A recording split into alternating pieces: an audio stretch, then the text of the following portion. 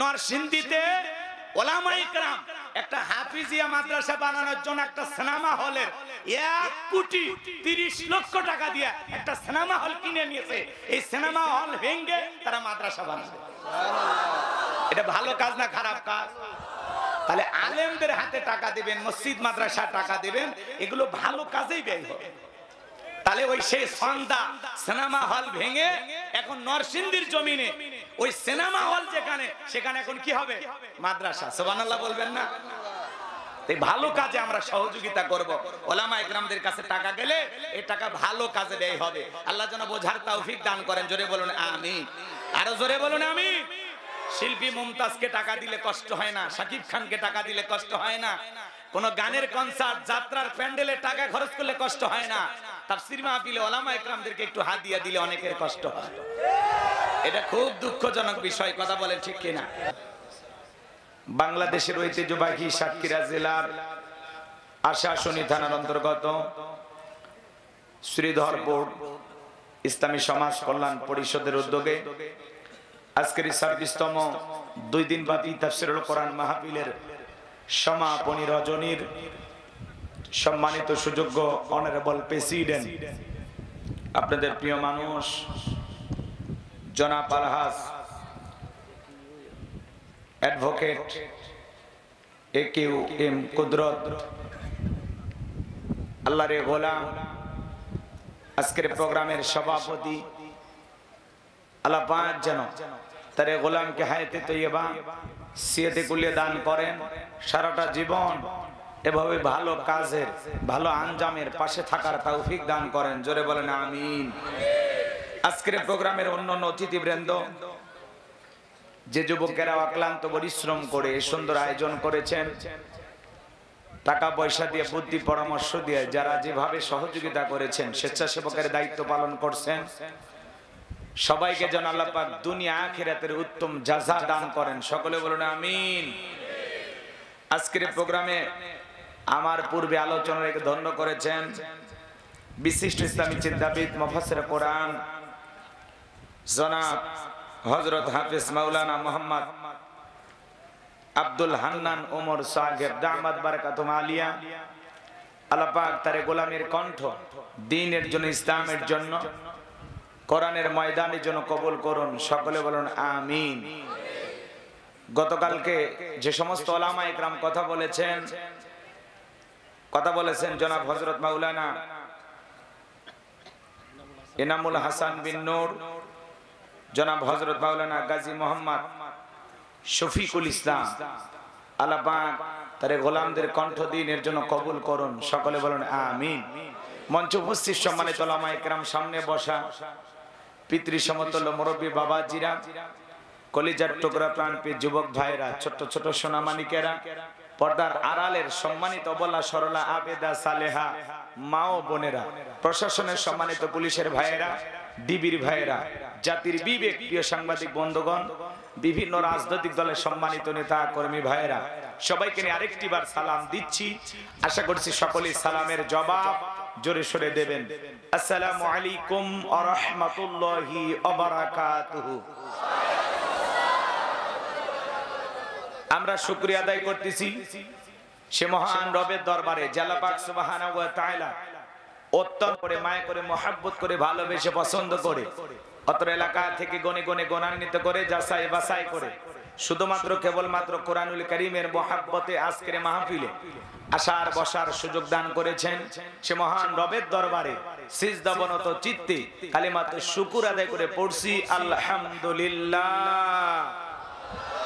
হয় নাই কৃপণতা অলসতা দূর করে মুসলমান হিসাবে সিংহের মতো বাঘের মতো গর্জন দিয়ে আল্লাহর দেয়া জবান দ্বারা দুইটা ঠোঁট নাড়ায়া শরীরের সবটুকু শক্তি উজাড় করে চিৎকার মেরে বলুন আলহামদুলিল্লাহ। করুন রব্বানা লাকাল হামদ হামদান কাসীরান তাইয়িবান মুবারাকান ফীহি লক্ষ কোটি দরুদ সালাম মানবতার শ্রেষ্ঠ বন্ধু বিশ্বনবী বিশ্বনেতা যে নবী আইয়ামে জাহিলিয়াতের যুগ আগমন করে অসভ্য মানুষগুলোকে সভ্য বানিয়েছেন, অভদ্র মানুষগুলোকে ভদ্র বানিয়েছেন, কোরআন নামের সংবিধান দিয়া, কোরআনের রাজ কায়েম কইরা সোনালী যুগ উপহার দিয়া মদিনার পাক ভূমিতে শায়িত আছেন। সে রাসূলের প্রতি কলিজা ভরা মহব্বত নিয়ে পড়ছি দরুদ ও সালাম। সকলেই পড়ুন সাল্লাল্লাহু আলাইহি ওয়াসাল্লাম। সম্মানিত ভাইয়ের, আজকের প্রোগ্রামে আসতে পেরে বসতে পেরে আপনারা খুশি না বেজার? কারা কারা বেজার দুই হাত তুলে দেখান। চাচা মিয়া বেজার হয়েছেন? না বুঝে তুলেছেন, তাই না? এই জন্য আমাদেরকে বলা হয় হুজুকিয়া বাঙালি গুজাবে বাঙালি। যাই কয় আইরে সেই দিকে যাই রে, বোঝা সোজা নাই রে, লাঠি পিঠা খাই রে।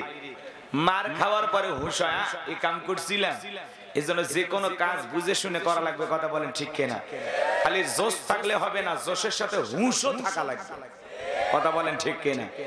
আচ্ছা, আমার ভাষা কি বোঝেন? কথা বুঝতে কষ্ট হয় না তো?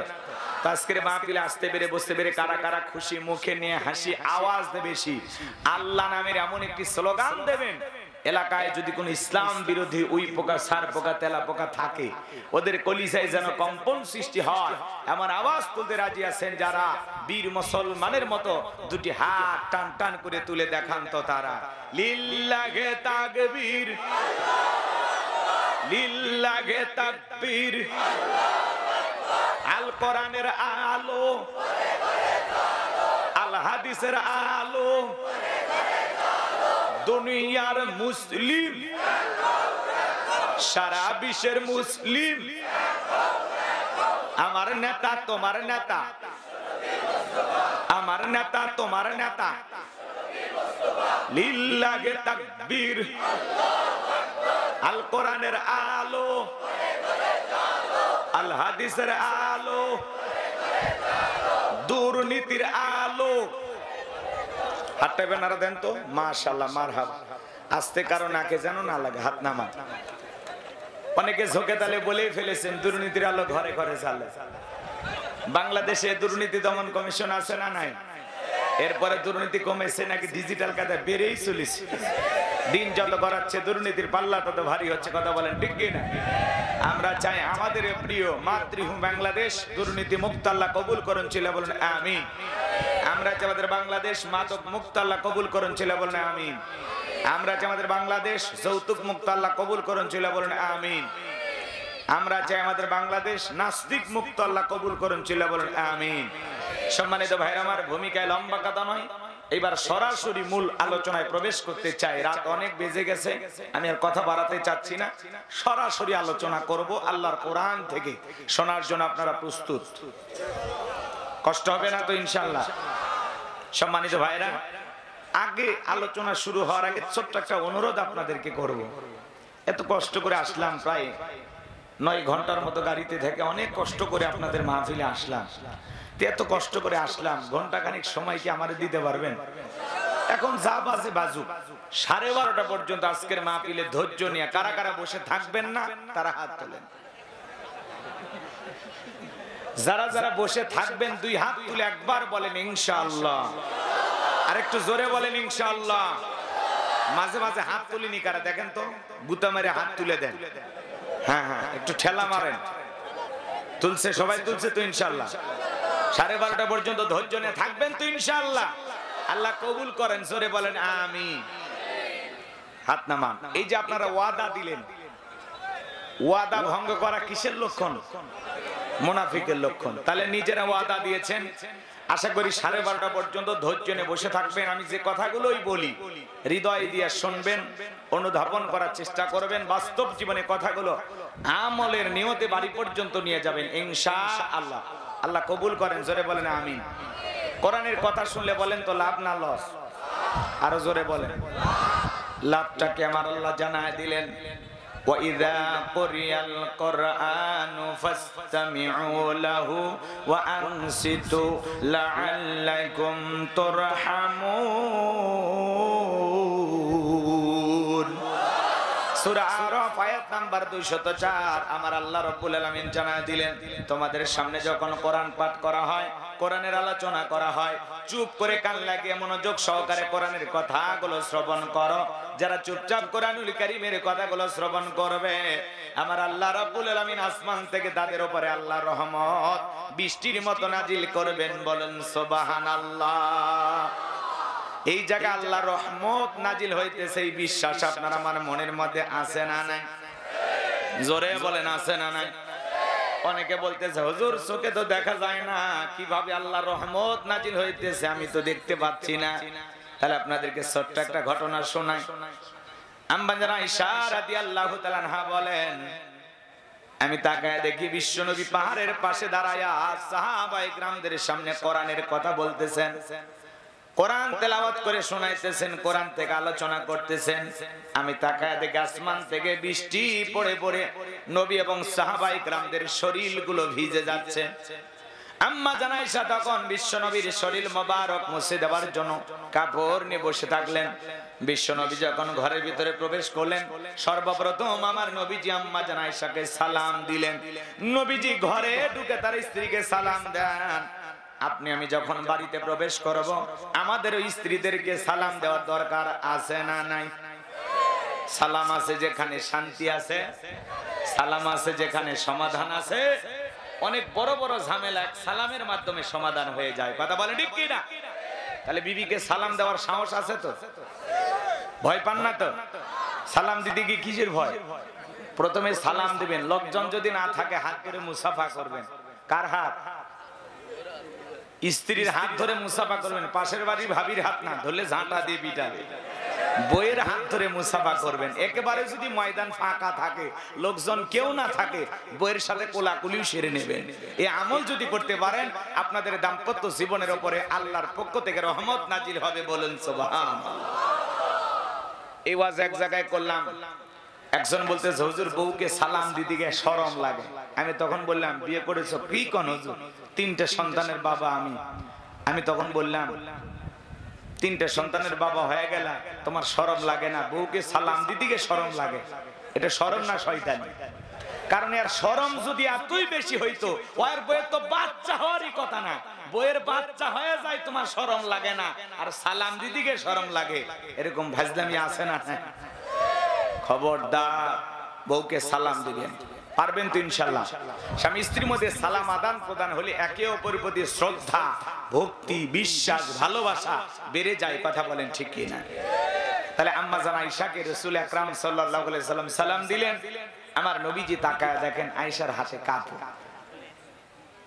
বিশ্বনবী জিজ্ঞাসা করলেন, আয়েশা তোমার হাতে কাপড় কেন?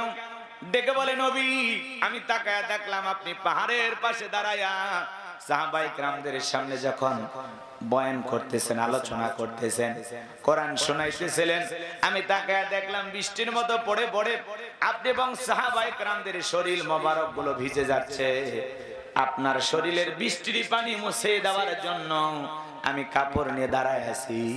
এখন আমি তাকায় দেখি আপনার শরীরের মধ্যে এক ফোঁটা বৃষ্টির পানির চিহ্ন খুঁজে পাওয়া যাচ্ছে না। বলুন সুবহানাল্লাহ। আমার নবীজি ডেকে বলে, আয়েশা যেটাকে তুমি বৃষ্টির পানি মনে করেছো, এটা বৃষ্টির পানি না। যেখানে কোরআনের আলোচনা করা হবে, কোরআন তেলাওয়াত করা হবে, ওই জায়গায় আসমান থেকে বৃষ্টির মতো আল্লাহর রহমত নাজিল হতে থাকবে। বলুন সুবহানাল্লাহ। এই জায়গায় আল্লাহর রহমত নাজিল হইতেছে, কিন্তু আম্মা জান আয়েশার মতো চোখ কি আমাদের আছে? কথা বলেন না ভাই, আছে? তাহলে বিশ্বাস রেখে আমরা আলোচনা শুরু করতেছি। এই জায়গায় আল্লাহর রহমত নাজিল হইতেছে, এটা এখন জান্নাতের বাগান। আমরা সবাই যা বলতেছি, যা শুনতেছি, ফেরেশতারাও শ্রোতা হয়ে শুনতেছি। আসমানের মালিকের কাছে এই রিপোর্টটা চলে যাবে। কথা বলেন ঠিক কি না? এজন্য চলুন আমরা নিবিড় ভাবে মনোযোগ সহকারে হৃদয়ের সবটুকু ভালোবাসা নিয়ে আল্লাহর কোরআন শোনার জন্য চেষ্টা করি। শুনলে আমাদের লাভটা কি? ওয়াযাক্কির ফাইন্নায যিকরা তানফাউল মুমিনিন, সূরা জারিয়ার 55 নম্বর আয়াত। আল্লাহ তাআলা ডেকে বলেন, যারা আমার মুমিন বান্দা, তাদের সামনে যখন কোরআন দেওয়াজ করা হয়, কোরআন থেকে উপদেশ দেওয়া হয়, এই কথাগুলো শোনার পরে আমার মুমিন বান্দাদের উপকারে আসবে। বলুন সুবহানাল্লাহ। তাহলে আল্লাহর কোরআন থেকে আমি কথা বলবো, আপনাদের কারো কোনো আপত্তি নাই তো? বলেন তো বাজান, এই কোরআনের মধ্যে কোনো ভেজাল আছে, কোনো মিথ্যা আছে, কোনো ধোঁকা আছে? থাকবে কি করে? কিতাবটি নাজিল করেছেন কে? আরো জোরে বলেন কে? সে আল্লাহ রাব্বুল আলামিন বলেন, যালিকাল কিতাবু লা রাইবা ফি, এটি এমন একটি কিতাব যেই কিতাবের মধ্যে কোনো সন্দেহ নাই, কোনো সংশয় নাই, কোনো মিথ্যা নাই, কোনো ধোঁকা নাই। There is no doubt. বলুন আল্লাহু আকবার। হুদাল্লিল মুত্তাকিন, মুত্তাকি বান্দাদের জন্য গাইডলাইন হিসাবে, পথ প্রদর্শক হিসাবে আসমান থেকে কিতাবটি নাজিল করেছেন কে? সেই কিতাবের আলোচনা করব, আপনারা একটু দিল থেকে শোনার চেষ্টা করবেন। আমি আজকে কথা বলবো আপনাদের সামনে পবিত্র কোরআনুল কারীমের 31 নম্বর সূরা।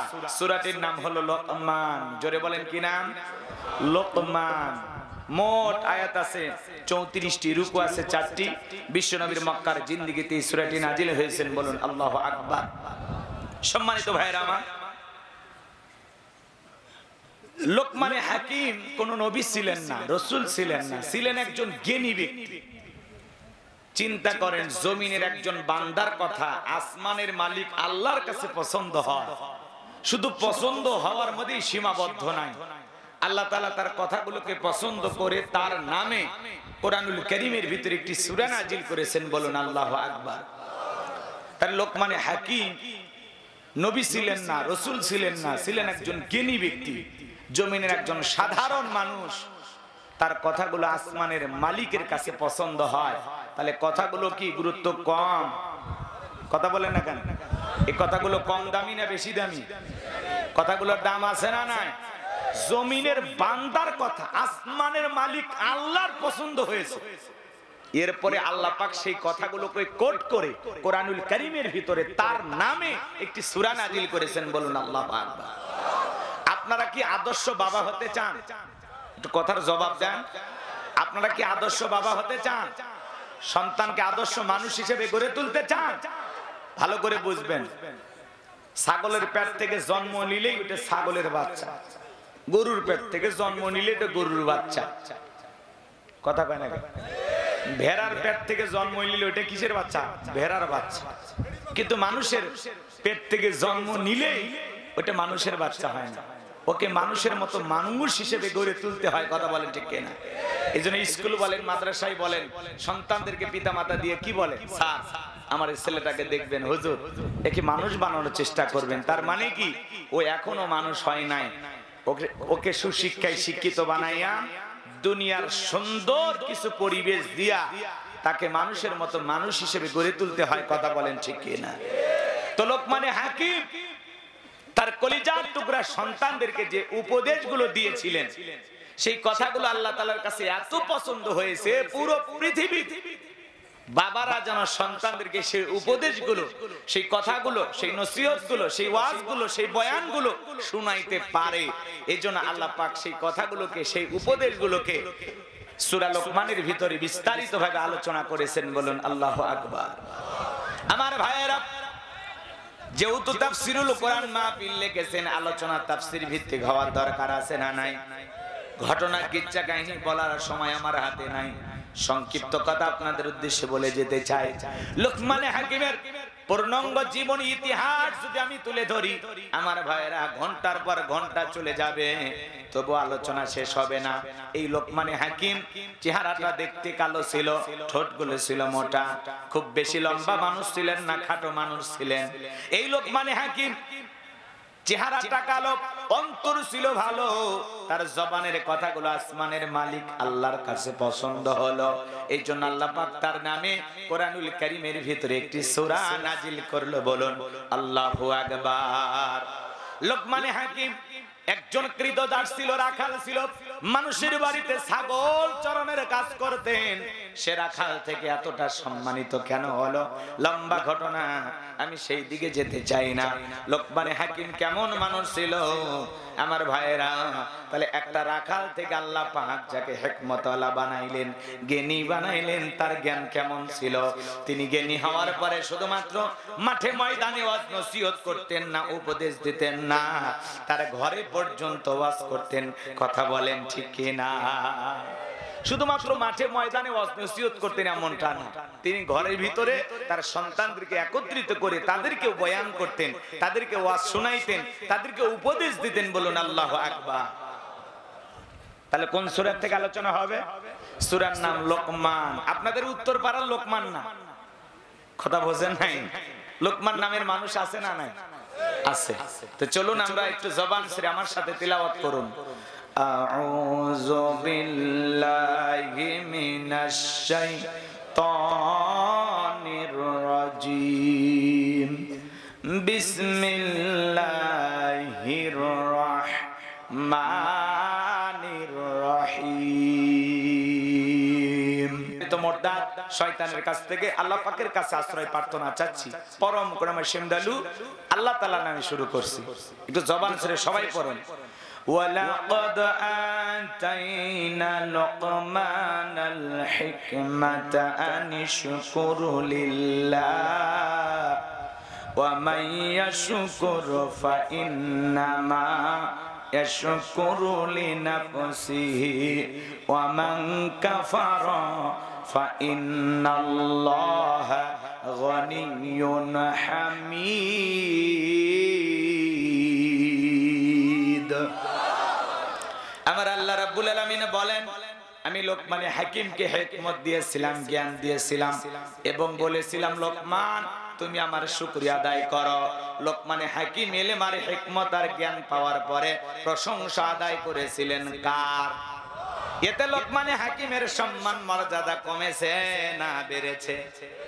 ভালো করে বুঝবেন। আল্লাহ তাআলা বলেন আমি লোকমানে হাকিমকে হিকমত দিয়েছিলাম, জ্ঞান দিয়েছিলাম। ইলম আর জ্ঞান দেওয়ার একমাত্র মালিক কে? আরেকটু জোরে বলেন কে? আমাদের কোনো জ্ঞান নাই, জ্ঞান দেওয়ার মালিক কে? ক্বালু সুবহানাকা লা ইলমা লানা ইল্লা মা আল্লামতানা ইন্নাকা আনতাল আলিমুল হাকীম। এ ভাই কি সমস্যা?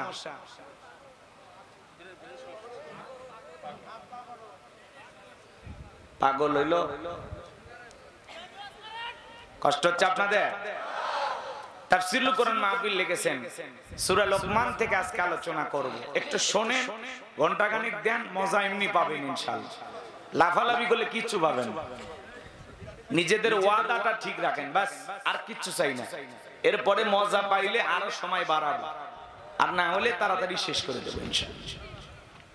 এদিক খেয়াল করেন। তাহলে বলেন তো ইলম আর জ্ঞান দেওয়ার মালিক কে? আরো জোরে বলেন কে?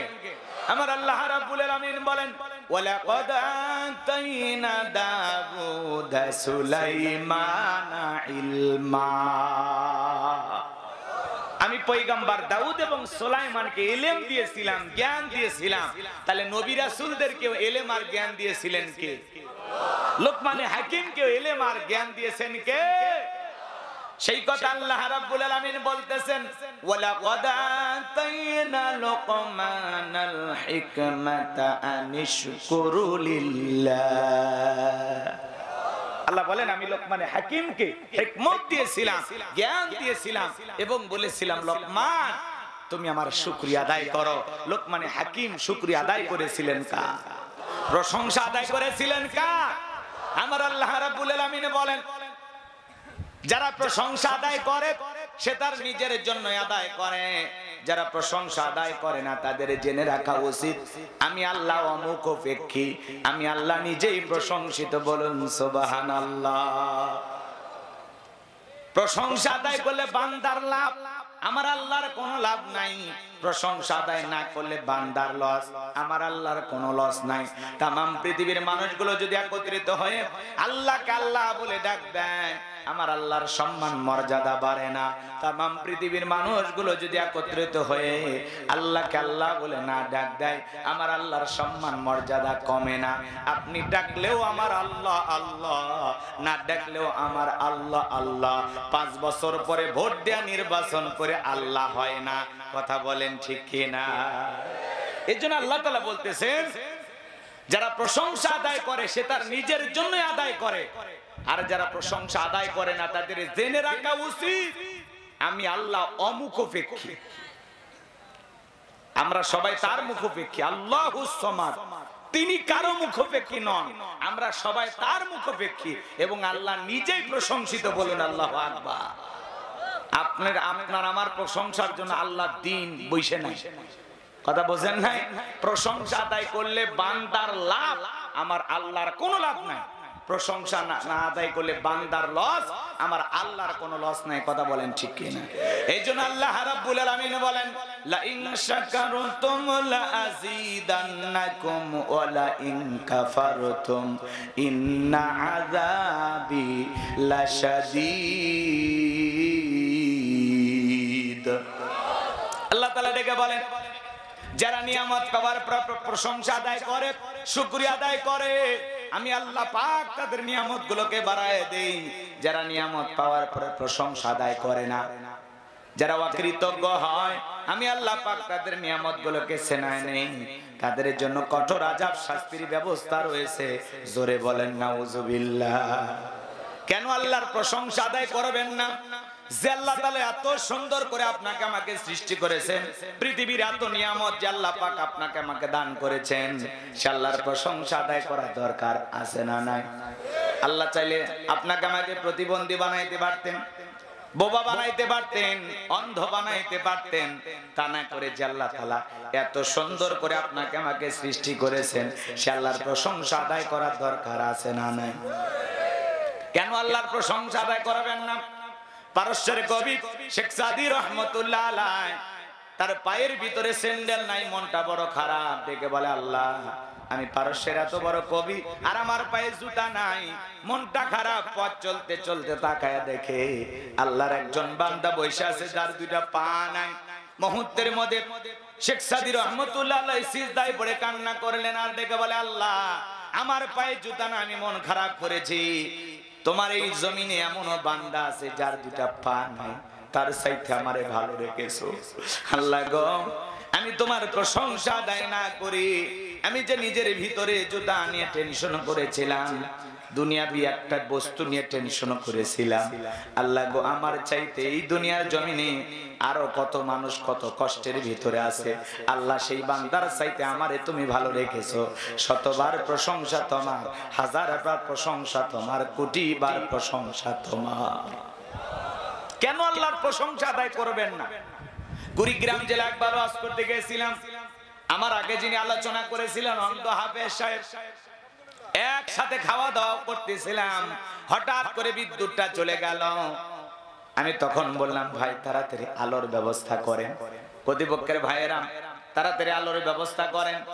অন্ধ হাফেজ সাহেব ডেকে বলে, হুজুর, 52 বছর আমার চোখে কোনো আলো নাই।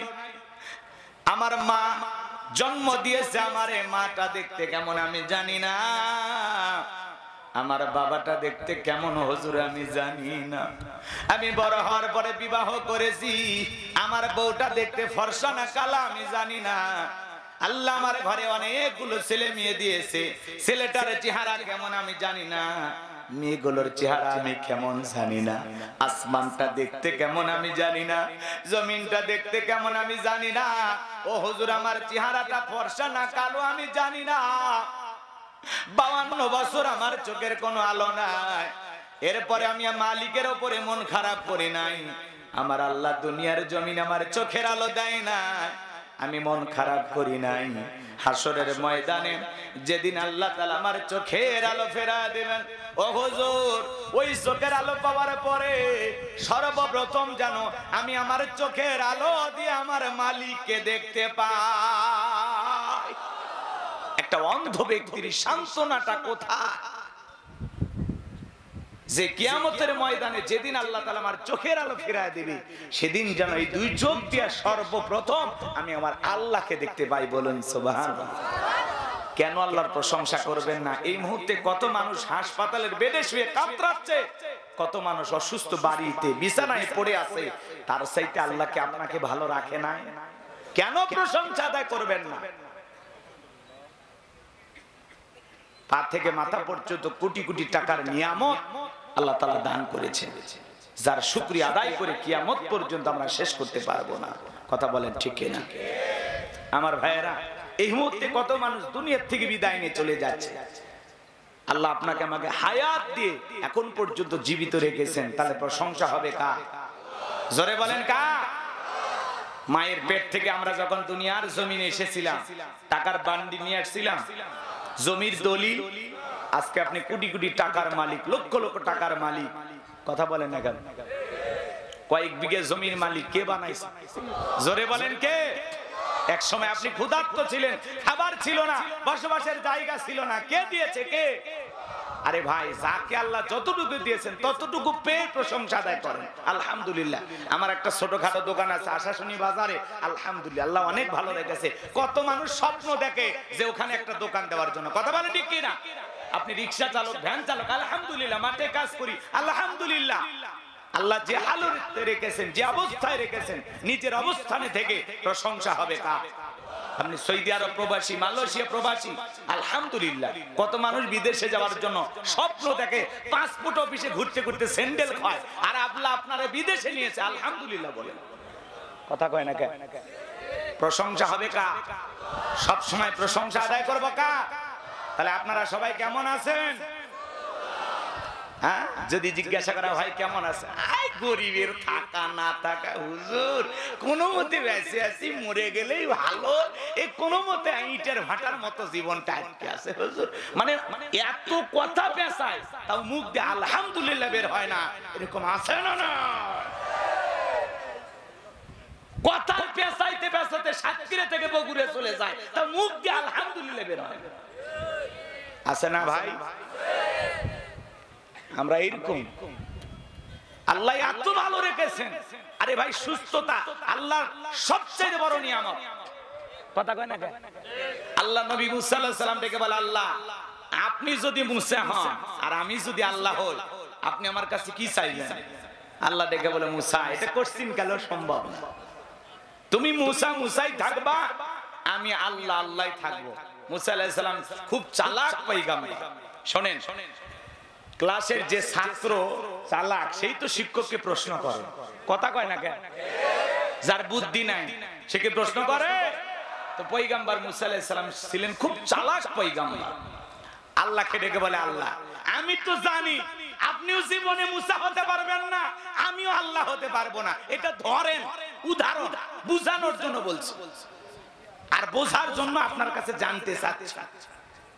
তখন আল্লাহ বলতেছে, তো দেখাই দেয় ফেলেছে। আচ্ছা ঠিক আছে। তখন বলতেছে, আল্লাহ আপনি এখন মুসা আর আমি আল্লাহ, এখন আপনি বলেন, আপনি মুসা হয়ে আমি আল্লাহর কাছে আপনি কি চান? এই কথা বলার পিছনে বিশাল একটা রহস্য আছে। তখন আল্লাহ তাআলা ডেকে বলেন, ধরো মুসা, কোনদিন তো এটা সম্ভব না, তুমি যেহেতু জানতে চাচ্ছ, তো জানার জন্য আমি মুসা হইলাম, তুমি যদি আল্লাহ হও, আমি তোমার কাছে চাইবো সুস্থতা, আমি যেন সব সময় সুস্থ থাকতে পারি, কারণ সুস্থতা হলো আল্লাহর দেয়া সবচেয়ে বড় নিয়ামত। বলুন সুবহানাল্লাহ। এই কথার দ্বারা এটাই প্রমাণ হলো যে আল্লাহ তাআলার কাছে আমরা সব সময় সুস্থতা কামনা করব। কথা কর না, বোঝেন নাই? সব সময় সুস্থতা কামনা করবেন। কার কাছে? সুস্থতা দেওয়ার মালিককে। যতই ঔষধ খা, কত ফল ফুট সামনে দেওয়া থাকে, হাসপাতালে রোগী দেখতে গেছেন, কি বলে, ভাই দোয়া করেন ভাই, এ যাত্রায় যদি আল্লাহ একটু বাঁচায়, একটু দোয়া করেন ভাই, একটু দোয়া করেন। কথা কয় না?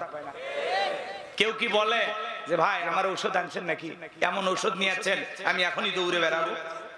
বলে বলে রোগী দেখতে গেলে সবাই বলে ভাই একটু দোয়া করেন, আল্লাহ যেন আমার সুস্থতা নিয়ামত দেয়, খুব দ্রুত যেন সুস্থ হতে পারি, এই যন্ত্রণা আর সহ্য হচ্ছে না।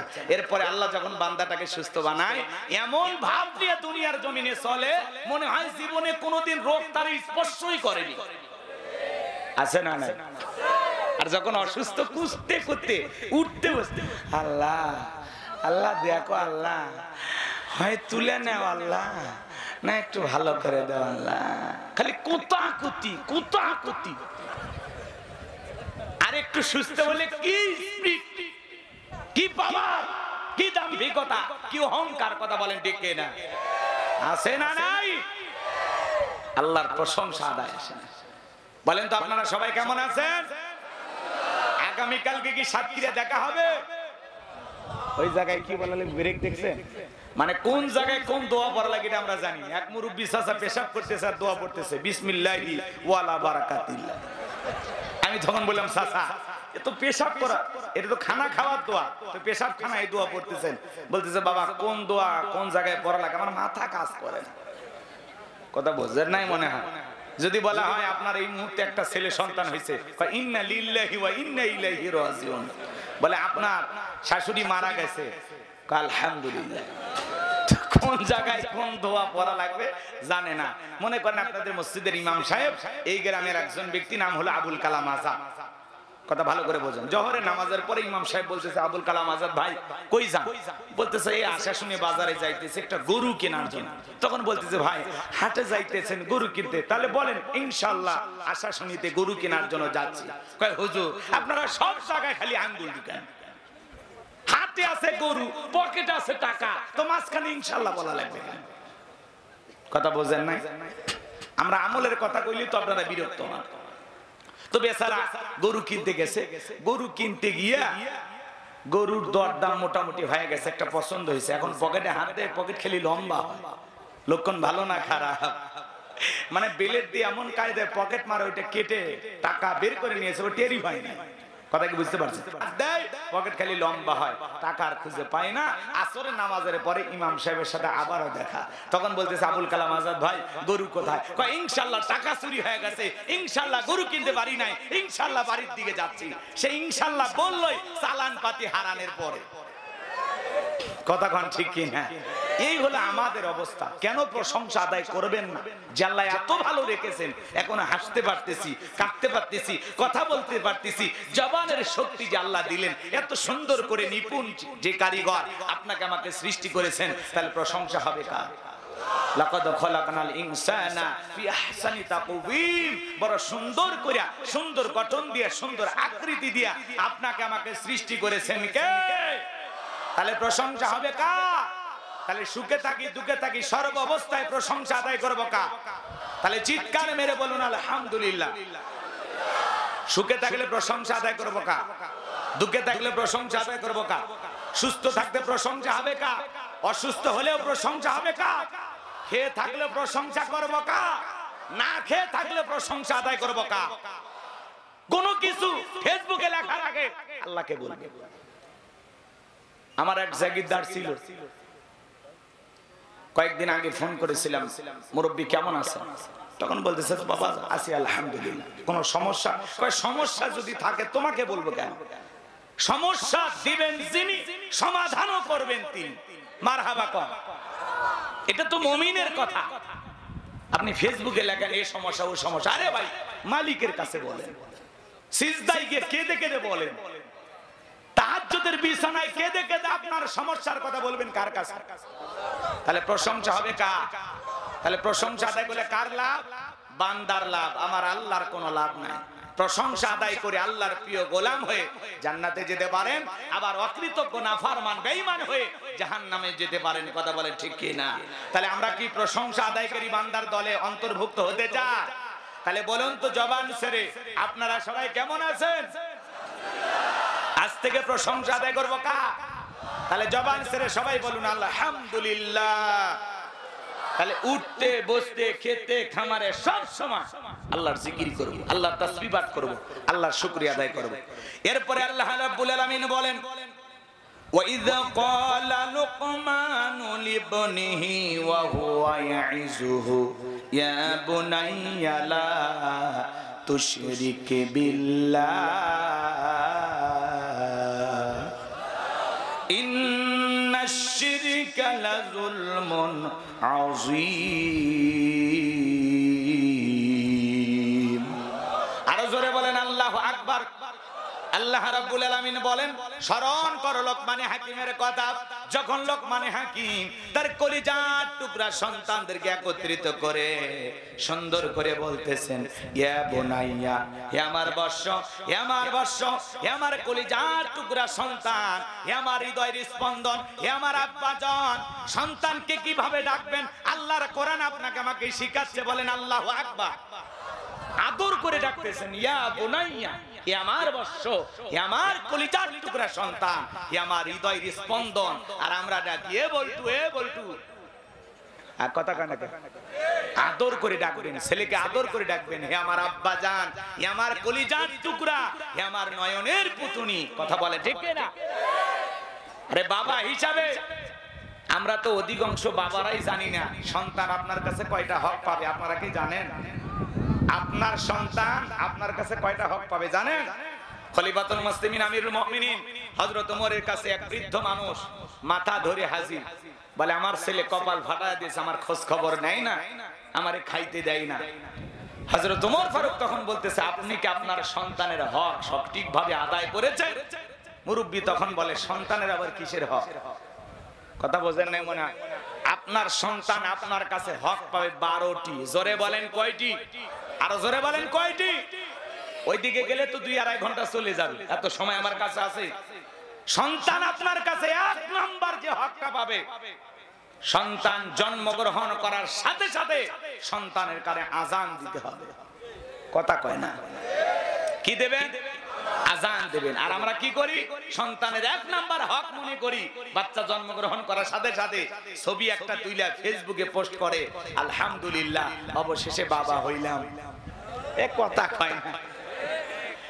ওই ছেলে এদিক খেয়াল করেন, যে বাচ্চা জন্মগ্রহণ করেছে এর যদি চাচা থাকে ও আবার ছবি পোস্ট করে বলে চাচ্চু হইলাম, মামা থাকলে বলে মামা হইলাম। এমন কি ওই ছোট বাচ্চার যদি খালা থাকে সেও ফেসবুকে ছবি আপলোড করে বলে কি সুন্দর কিউটে ডিব্বা, অবশেষে খালা হইলাম। কথা কয় না? এমন কি যেই মহিলা বাচ্চা ডেলিভারি করেছে, বাচ্চার শরীরে এখনো মাকায় আছে, রক্ত টক্ত পরিষ্কার করেই, ওই অবস্থায় ওই মহিলা হাসপাতালের বেডে শুয়া একটা সেলফি তুলে ফেসবুক আইডি থাকলে পোস্ট করে বলে অনেক কষ্টের পরে মা হওয়ার স্বাদ বুঝলাম। আমরা মনে করি সন্তানের 1 নাম্বার হক সন্তান জন্মগ্রহণ করলেই ফেসবুকে ছবি পোস্ট করো। আজান দেওয়ার কথা মনে নাই, খালি সেলফি তোলা নিয়ে ব্যস্ত। এ কথা বলেন না কেন? আজানের কথা ভুলে যায়, ছবি তোলার কথা ভুলে যায় না। কে চাচা কথা ঠিক আছে? বা আমার ভাষা মানে আপনারা বুঝতেছেন না, গাইবান্ধার মানুষ তো একটু ভাষায় কম বেশি হতে পারে। কথা আছে এক দেশের গালি আর এক দেশের বুলি, একটু ভাষায় কম বেশি হয় মনে হয়। কষ্ট পাচ্ছেন? ওই যে দেখেন না ফেনীর লোকেরা কি কয়, হেনি কলেজের টাহা লইয়া সুদূর বুদুর চলতো না।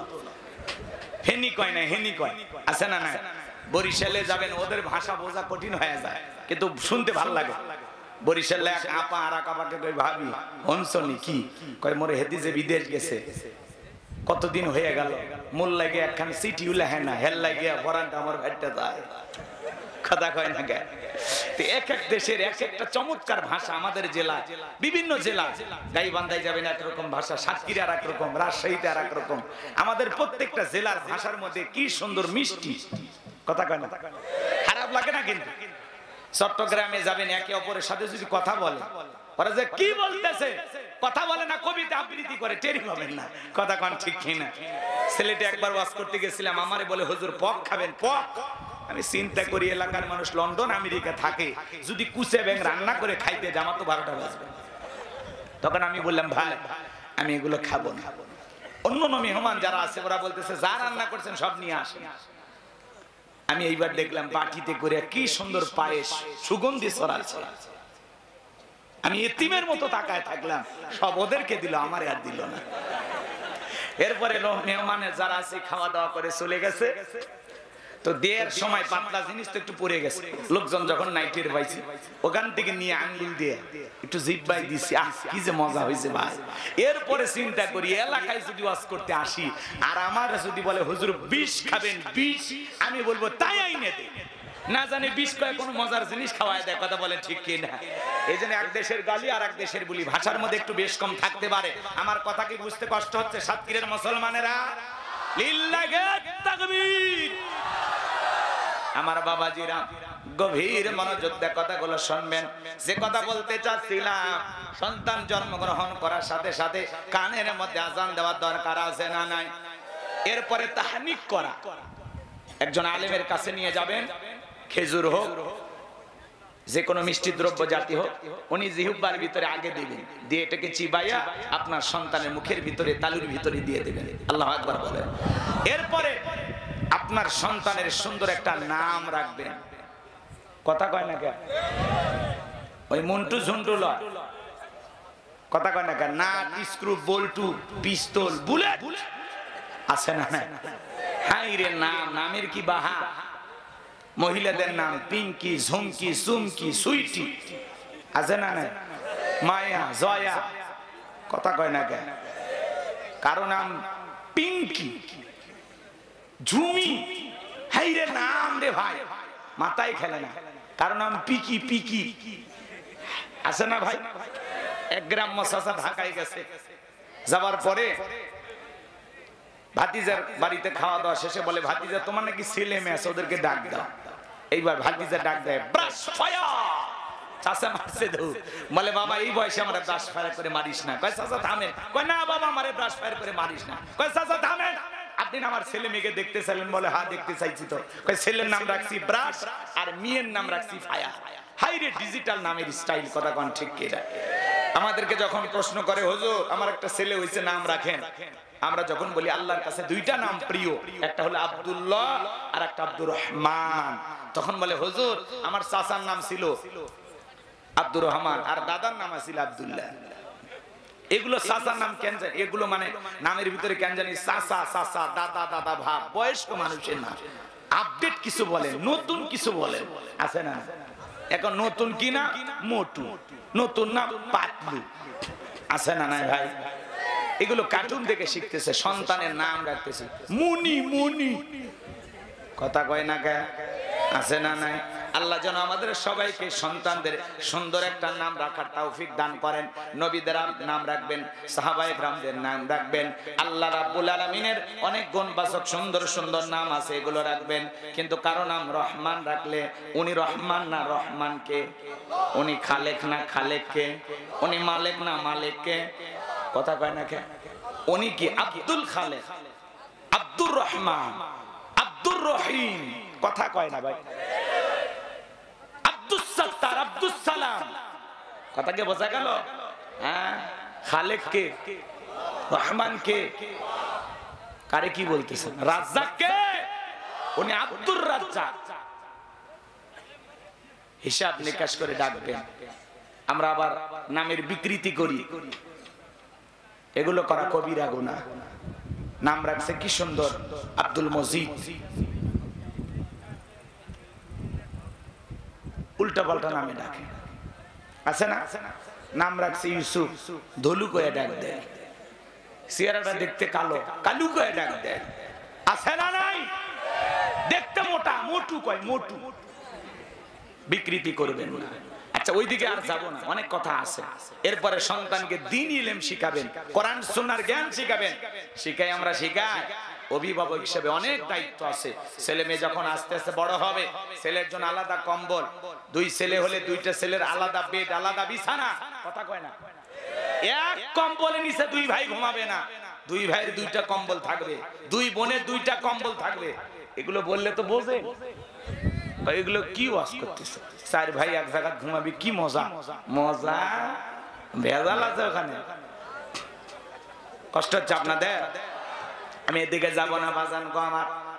লুকমান হাকিম তার কলিজার টুকরা সন্তানদেরকে ডেকে বলতেছেন, ইয়া বুনাইয়া লা তুশরিক বিল্লাহ, হে আমার বর্ষ, আমার কলিজার টুকরা সন্তান, আল্লাহর সাথে কখনো কাউকে শরীক স্থাপন করা যাবে না, শরীক করা যাবে না।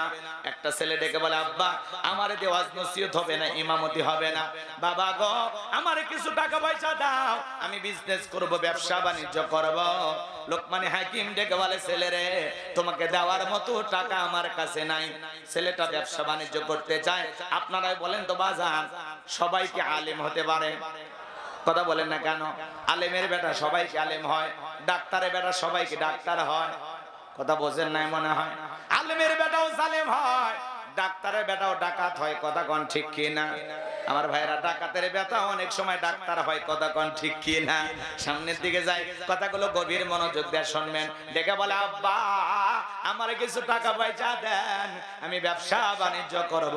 ছেলে বড় নাসর বান্দা, কোনো মতেই যখন ছাড়তেছে না। লোকমানে হাকিম ডেকে বলে, আমি আমার বন্ধুর কাছে টাকা পাই, কিন্তু আমার সেই বন্ধু একটা দ্বীপে বসবাস করে, এই পথ পর্যন্ত পাড়ি দিতে গিয়ে তোমার জীবন যাওয়ার সম্ভাবনা আছে। আমি বাবা হয়ে ছেলেকে এত বড় হুমকির রাস্তা পাড়ি দিতে দেব না, এত কষ্টের পথ পাড়ি দিতে দেব না।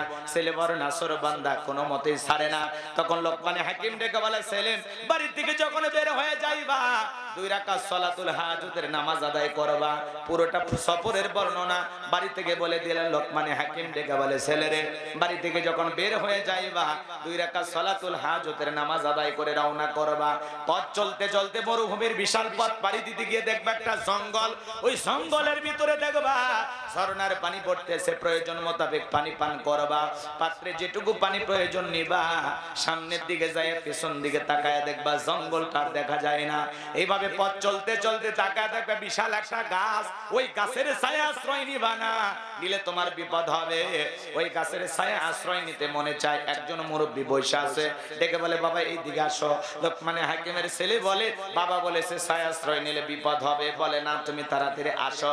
এইবার ছেলেটাকে যখন ডাক দিলেন, লোকমানে হাকিমের সন্তান যখন গাছের ছায়া আশ্রয় নিলেন, ক্লান্ত শরীরটা মুহূর্তের মধ্যে ঘুমের মধ্যে চলে গেলেন। বিষাক্ত একটা সাপ লোকমানে হাকিমের ছেলেটাকে সবল মারলেন। মুরব্বি তাকায় দেখে সত্যি তো সন্তানটার বড় বিপদ হয়ে গেল। এইবারে সাপটাকে ধরলেন, লোকমানে হাকিমের ছেলেটাকে বিষমুক্ত করলেন। ধারালো একটা অস্ত্র দিয়া সাপটাকে আঘাত করলেন। 2 টুকরো করার পরে পেছনের অংশ ফেলা দিয়া মাথার অংশটা লোকমানে হাকিমের ছেলের ব্যাগের ভিতরে রেখে দিলেন। এইবার লোকমানে হাকিমের ছেলে যখন ঘুম থেকে জাগ্রত হয়েছে, মুরব্বি ডেকে বলে, বাবা সত্যি তোমার বিপদ হয়েছিল, বিষাক্ত একটা সাপ তোমারে সবল মেরেছিল, আমি তোমাকে বিষ মুক্ত করেছি, আর ভয় পাওয়ার কোনো কারণ নাই। লোকমানে হাকিমের ছেলে এইবারে 2 রাকাত সালাতুল হাজতের নামাজ আদায় করলেন। বাবা বলেছে বিপদের আগে আর পরে 2 রাকাত সালাতুল হাজতের নামাজ আদায় করবা। সালাতুল হাজতের নামাজ আদায় করার পরে ডেকে বলে, মুরব্বি ওই জনবসতি এলাকায় যেতে হবে, ওখানে গিয়ে তাদের কাছ থেকে সেই দ্বীপের রাস্তার সন্ধান নিতে হবে। মুরব্বি ডেকে বলে, বাবা আমিও তোমার সঙ্গে সফর সঙ্গী হতে চাই। বলে, আমার কোনো আপত্তি নাই। এইবার মুরব্বিকে সঙ্গে নিয়ে ওই এলাকায় যাওয়ার পরে যখন লোকমানে হাকিমের পরিচয় দিয়েছেন, আমি লোকমানে হাকিমের সন্তান, সবাই আদর যত্ন করতে লাগলেন, মোহাম্মত ভালোবাসা দেখাইতে লাগলেন। আপনাদের এলাকায় যদি বাংলাদেশের সবচাইতে বড় আলেমের ছেলে, সবচাইতে বড় বক্তার ছেলে এসে যদি পরিচয় দেয়, ও সাতক্ষীরার মুসলমান, আমি বাংলাদেশের অমুক বড় আলেমের ছেলে, আপনারা কি একটু ভালোবাসা দেখাবেন না? কথা কন, একটু কি আদর যত্ন করবেন না? অবশ্যই করবেন। ডক্টর মিজানুর রহমান আজারির ছেলে আসলে কি ভালোবাসা দেবেন না? আল্লামা সাইদি হুজুরের সন্তান আসলে কি ভালোবাসা দেবেন না? অবশ্যই দেবেন। আমার ছেলে আসলে নাই দিলেন না, তাও দেবেন, দেবেন। আল্লাহ আপনার ততদিন পর্যন্ত হায়াত দিন। কষ্ট হচ্ছে আপনাদের। আমার ভাইয়েরা গভীর মনোযোগ দিয়ে শুনবেন। বাবার সম্মানের কারণে সবাই লোকমানে হাকিমের ছেলেটাকে মহব্বত করতে লাগলেন, ভালোবাসা দেখাইতে লাগলেন, বাড়িতে থাকতে দিলেন, খাওয়ার ব্যবস্থা করলেন। আমার ভাইয়েরা এইবার সবাই মিলে চিন্তা করলো, ওই এলাকা একটা সুন্দরী মহিলা ছিল, একেবারে অপরূপা ললনা, কি সুন্দর চেহারা, যেই দেখে সেই পাগল হয়ে যায়। লোকমানে হাকিমের ছেলেকে ডেকে বলে, আমাদের এলাকা একটা সুন্দরী মেয়ে আছে, বিয়ে যদি করতে চাও একটা নজর দেখো, বিয়ে করবা না করবা সেটা পরেকার হিসাব। বাবা বলেছে, খবরদার ওই এলাকায় যাওয়ার পরে মেয়েটাকে দেখবা না, দেখলে কিন্তু তোমার বিপদ হবে, ওই মেয়েটাকে বিবাহ করা যাবে না। এলাকার মানুষ যখন বারবার বলতেছে, লোকমানের ছেলে রাজি হয়ে গেল যে পাত্রী দেখলে তো আর বিয়ে করা লাগবে না। এলাকার মানুষ যেহেতু বলতেছে একটা নজর দেখি, এইবার পাত্রী দেখার ব্যবস্থা করা হলো। লোকমানে হাকিমের ছেলে এইবার যখন মেয়েটার চেহারার দিকে তাকাইছে, চেহারাটা এত সুন্দর, 14টি হরিণীর মতো কালো, এত অপূর্বা সুন্দরী, সেই সময়ের বিশ্ব সুন্দরী বললেও ভুল হবে না। এত সুন্দরী মেয়ে এক নজর তাকায় মনটা চাই বিয়ে করি। কিন্তু মানুষজন সবাই বলতেছে, বাবা মেয়ে কি পছন্দ হয়েছে? বলে, হ্যাঁ, বিয়ে যদি করি এমন মেয়েকে তো বিয়ে করা দরকার। সেই সুন্দরী মেয়ে অপরূপা ললনা, একেবারে সেই রকম চেহারাটা।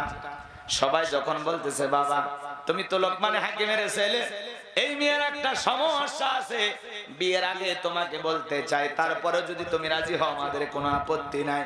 এই মেয়েটার সমস্যা হলো এর আগে এক নয় দুই নয় 10টা ছেলের সাথে বিবাহ হয়েছিল, একটা ছিল বাসর ঘর থেকে জীবিত বের হয় নাই। এইবার তুমি 11 নাম্বার, যদি রাজি থাকো তাহলে আমরা বিবাহের ব্যবস্থা করব। তাহলে সুন্দরী না ভয়ঙ্কর সুন্দরী? কথা কয় না কেন? এর আগে কয়টা স্বামী মারা গেছে? আরো জোরে বলেন। এইবার লোকমান হাকিমের ছেলের সাথে বিবাহের ব্যবস্থা করে দিতে চায়। এই মেয়েটার এই ঘটনাগুলো কেন ঘটেছে? লোকমান হাকিমের ছেলে এই অপরূপা ভয়ঙ্কর সুন্দরী মেয়েটাকে বিবাহ করতে চায়। পুরো ঘটনাটা কি বলবো? কারা কারা শুনবেন দুই হাত তুলে দেখান। লিল্লাহে তাকবীর। আর একটু জোরে লিল্লাহে তাকবীর। হাত নামান বাবাজিরা আমার। লোকমান হাকিম ডেকে বলেন ইয়া বুনাইয়া লা তুশরিক বিল্লাহ, হে আমার বর্ষ, হে আমার কলিজার টুকরা সন্তান, লা তুশরিক বিল্লাহ, আল্লাহর সাথে কখনো কাউকে শরীক করা যাবে না। ইন্নাশ শিরকা লা যুলমুন আযীম, শিরক হলো সবচাইতে বড় জুলুম, সবচাইতে বড় অপরাধ, সব পাপের বড় পাপ নাম হলো শিরক। কথা বলেন ঠিক কি না? বড় শিরকগুলোকে শিরকে আকবার বলা হয়, ছোট শিরকগুলোকে শিরকে আসগর বলা হয়। শিরিক মোট 42 প্রকার, আবার এগুলোকে ভেঙে ভেঙে 72 প্রকার বলা হয়। আমি একটা একটা করে যদি বলতে চাই সারা রাত আলোচনা করে শেষ করা যাবে না। সংক্ষিপ্ত কথা দুই একটা বলে দিয়ে যাই বাজান গো আমার। আমাদের সমাজে অনেকেরই শিরিক আছে, অনেকে আমরা অজান্তে শিরিকের সাথে লিপ্ত হয়ে পড়েছি। শিরিক মুক্ত ঈমান আমল করার জন্য আজকের আলোচনার ভিতরে শিরিক সম্পর্কে একটু হালকা ধারণা নেওয়ার দরকার আছে না নাই? লা তুশরিক বিল্লাহ, আল্লাহর সাথে কখনো কাউকে শরীক করা যাবে না। মাজারে সিজদা দেওয়া কি শিরিক? কথা কয় না কেন? একটু বোঝেন বোঝেন। মাজারে সিজদা দেওয়া কি? আপনি মাজারে সিজদা দিয়ে কি চান? মুসলমানের সম্পর্ক মাজারের সাথে নয়, মুসলমানের সম্পর্ক হবে মসজিদের সাথে। সিজদা পীরের পায় না, নেতার পায় না, সিজদা হবে আল্লাহর কুদরতি কদমে। কথা বলেন ঠিক কি না? পীরের পায়ে সিজদা দেওয়া শিরিক, নেতার পায়ে সিজদা দেওয়া শিরিক। আল্লাহ ছাড়া এই মাথা দুনিয়ার কারো কাছে নত করা যাবে না। কথা বলেন ঠিক কি না? মুসলমানের মাথা মাজারে নত হবে না, নত হবে মসজিদে। কথাকে বোঝা গেল? আপনি মাজারে মাথা নত করে উল্টা পাল্টা গান গা লাফালাফি করেন, আছে না ভাই? ভণ্ডামির অভাব না। এমন পীর বেরে হয়েছে আজে বাজে গান গায়ে লাফায়। তাই পানির ভিতরে জ্বললে বাতি ঝড় বাতাসেও নেবে না, ল্যাংটা বাবার মুরিদ হইলে নামাজ রোজা লাগে না। যে পীর সাহেব বলবে নামাজ রোজা লাগে না, ওটা পীর না টাটকা শয়তান।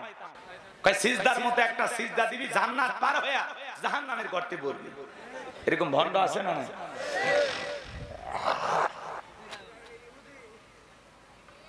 কষ্ট হচ্ছে আপনাদের আমার ভাইয়েরা। এর জন্য শিরক মুক্ত ঈমান আমল করতে হবে। আজকে ভণ্ড পীরদের কাছে যায়, তালা বাবা, সালা বাবা, শিকল বাবা, লাউ বাবা, কদু বাবা, আবার নতুন একটা বের হয়েছে পিস্তল বাবা। মানে তার কাছে ভক্তরা যায়, সে ওই যে বাচ্চারা যেরকম খেলনার পিস্তল গুলো বিভিন্ন শব্দ করে, ওই পিস্তল গুলো ধরতেছে আর ওই রুগী দেখতেছে, একটা নামাইতেছে আর একটা তোলে, আর একটা না, বুড়া মানুষ এরকম করতেছে। পিস্তল বাবা নাম কি বের হয়েছে? আহারে সমাজ যাচ্ছে কোন দিকে? আল্লাহ যেন আমাদের হেদায়েত দান করে। জোরে বলেন আমিন। তাহলে ভণ্ড পীর যেখানে, আগের মানুষ ছিল আল্লাহওয়ালা পীর, ছিল শাহজালাল, খানকাই পীর, রাজপথে পীর, নারায়ে তাকবীর হুঙ্কার দিয়েছেন, গৌর গোবিন্দ পালাইতে বাধ্য হয়েছিল। কথা বলেন ঠিক কিনা? এরা ছিল আল্লাহওয়ালা। এখনকার পীর না সব ডিজিটাল কি? হ্যাঁ, মোষ দাড়ি গাঁজা খায় লাল বানাইছে, বগলের চুল দিয়ে বেরি বের হয়েছে। আর সুন্দরবনে বসলে বান্দরবনে কি অবস্থা? গাঁজার কলকিতে টান মারে মাজারে বসে এমন ধোঁয়া ছাড়ে, রাস্তায় প্রশাসনের লোকে দাঁড়িয়ে থাকে, বলে মনে হয় ওরসের রান্না চলছে। আছে না নাই ভণ্ড? এদের কাছে যাওয়া যাবে? ওদের দরবারে মহিলারা পর্যন্ত যায়, লাফালাফি করে। দেখেন না, কয় আমি পাগল দিওয়ানা হয়েছি, মুর্শিদেরই প্রেমে পড়েছি। স্বামীর প্রেমে পড়লো না, মা বাবার প্রেমে পড়লো না, মুর্শিদের প্রেমে পড়ছে। লক্ষণ ভালো না খারাপ? কথা বলেন। ভণ্ড পীর বয়স হয়ে গেছে, মহিলা মুরিদ দেখলে মাথা কাজ করে না, ডেকে বলে মা আয় আমার বুকে আয়। মহিলা চিন্তা করে এত বড় আল্লাহর ওলি আমারে ডাকতেছে, যদি বুকে না যায় জাহান্নামেও জায়গা হবে না। বরকত পাওয়ার আশায় পিশাচকে চেপে ধরেছে। এবার পীরের বুকের ভিতরে যা শান্তি পাইছে, আনন্দের ঠেলায় গান গায়, বাবা আমি তোমায় ভালোবাসি, তোমার শরণ সুমিতে বাবা, তোমার কাছে আসি গো বাবা, আমি তোমায় ভালোবাসি। যে মহিলা স্বামীকে বাদ দিয়ে পীরের ফাটা পায়ে চুমা খায়, ওই নারীর চরিত্র ঠিক নাই। আর এই মাজার গুলোতে যে মহিলারা ঘোরাফেরা করে, অধিকাংশ স্বামী, অধিকাংশ মহিলার স্বামী নাই, এলে বিধবা। কথা কয় না কেন? স্বামী নাই। কষ্ট হচ্ছে আপনাদের? মাজারে সেজদা দেওয়া কি শিরিক? জোরে বলেন, মাজারে সেজদা দেওয়া কি? নেতার পায়ে সেজদা দেওয়া কি শিরিক? মনে থাকে জানে, আল্লাহ সারা এই মাথা দুনিয়ার কারো কাছে নত করা যাবে না। কথা বলেন ঠিক কিনা? মুসলমান মরতে রাজি, তারপরে কোন জালেমের কাছে মাথা নত করবে না। কথা বলেন ঠিক কিনা? আমরা ভয় পাওয়ার জাতি না, আমরা কাপুরুষের জাতি না। ভয় পাবেন না, কখনো ভয় পাবেন না। যতই মুসিবত আসুক না কেন, কোনো ভয় না। আমাদের আছে একজন, তিনি কে? হ্যাঁ, পরিষ্কার মনে রাখবেন আমার ভাইয়েরা। এরপরে ট্রাকের পেছনে সেরা স্যান্ডেল ঝুলানো কেন? ভাই দুর্ঘটনা থেকে বাঁচানোর জন্য। আচ্ছা বলেন তো, দুর্ঘটনা থেকে বাঁচানোর মালিক কে? এরপরে টিয়া পাখির কাছে যা ভাগ্য গণনা করে, আছে না নাই? কবিরাজের কাছে যা ভাগ্য গণনা করে। আমার এলাকার এক ভণ্ড কবিরাজ, মহিলারা মানুষ কিন্তু এই কবিরাজ বিশ্বাস করে বেশি। শনিবার মঙ্গলবার ওরা বুঝবো যে তোমার স্বামী তোমারে ভালোবাসে না, বালিশের নিচে তাবিজ আছে, পুকুর ঘাটে তাবিজ আছে, নারিকেল গাছের নিচে তাবিজ আছে, তোমার বাদ দিয়া তোমার স্বামী আর একটা মেয়ের সাথে। বোঝেন নাই? এটুকু বলে দিয়েছে, আগুন লেগে গেছে। বাড়িতে আইসা ওই মহিলা মাজায় শাড়ি বেচে, এমন ঝগড়া লাগে মনে হয় স্বামীর লঙ্গি খুলে ফেলে দেবে। কয়েকদিন আগে এক মহিলা ঝগড়া লাগে স্বামীর কান কামড় মেরে ছিঁড়ে ফেলে দিয়েছে। আর এই যে টাঙ্গাইলের ঘটনা, কয়েকদিন আগে স্বামী ঘুমাইছে, ঘুম থেকে উঠে দেখে আসল জিনিস কেটে ফেলেছে। জামানা গেছে কোন জায়গায়? এ বাজান গো আমার, এই মহিলা এমন ভাবে ঝগড়া লাগছে, কঠিন ঝগড়া লাগে গেছে। তখন স্বামী বলতেছে, তোর পা ধরে মাপ চাই, জীবনে কোনোদিন আর ঝগড়া লাগবো না, খালি একটাই অনুরোধ, কবিরাজের ঠিকানাটা দে। এইবার কবিরাজের ঠিকানা দিয়ে দিয়েছে। এবার কবিরাজের কাছে যা বলে, আমার ভাগ্য গণনা করেন। এবার কবিরাজ হাত নাড়াচাড়া করতে করতে এই বেচারা পুরুষ মানুষ এমন একটা থাপ্পড় গালের মধ্যে বসায়া দিয়েছে। কবিরাজ গাল নাড়ে আর বলে, বাবা আমার থাপ্পড় মারার পেছনে কারণ কি? বলে, এই বেটা, মানুষের ভাগ্য গণনা করে বালিশের নিচে তাবিজ আছে, পুকুর ঘাটে তাবিজ আছে, আজে বাজে কথা বলতে পারিস, আর নিজের ভাগ্যে 2 মিনিট পরে থাপ্পড় আছে সেইটা বলতে পারিস না? ভন্ডামি বন্ধ কর, এরপরে আসলে হাত পা ভেঙে গলার সাথে ঝুলাইয়া দে। এই ভণ্ডদের কথা বিশ্বাস করা যাবে না। কথা বলে ঠিক কিনা? এরপরে কি দেখেন না, আপনি কি মামলায় হেরে যাচ্ছেন, বিদেশে যেতে পারছেন না, বিয়ে করতে ভয় পাচ্ছেন, দাম্পত্য জীবনে অসুখী, ব্যবসায়ী বরকত নাই, আসুন শেষ দর্শন Ajmeri gems house, Bashundhara city complex. এক আংটিতে নাকি সব সমস্যার সমাধান। আরে ভাই, এক আংটিতে যদি এত কিছু হয়, তত বড় আংটি বিক্রি করা লাগতো না। ও নিজেই বরকত দিয়ে, ফজিলত দিয়ে, বিশাল দামি পাথর দিয়ে, এই হাতে 5টা, এই হাতে 5টা, মোট 10টা আংটি ব্যবহার করে পৃথিবীর সেরা ধনী হয়ে যেত। ওর আংটির যদি এতই কারিশমা, ও তো ইচ্ছা করলে দেশের প্রধানমন্ত্রী হতে পারে। ফাজলামি ধর জায়গা বান্ধা না। আর এগুলো আপনারা বিশ্বাস করেন? এই আংটি সে আংটি, নবী সুলাইমানের আংটি পাচ্ছেন না?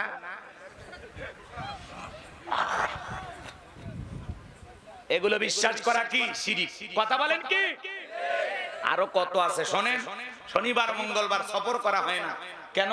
এই 2 দিন নাকি বিয়েও করা হয় না, আছে না ভাই?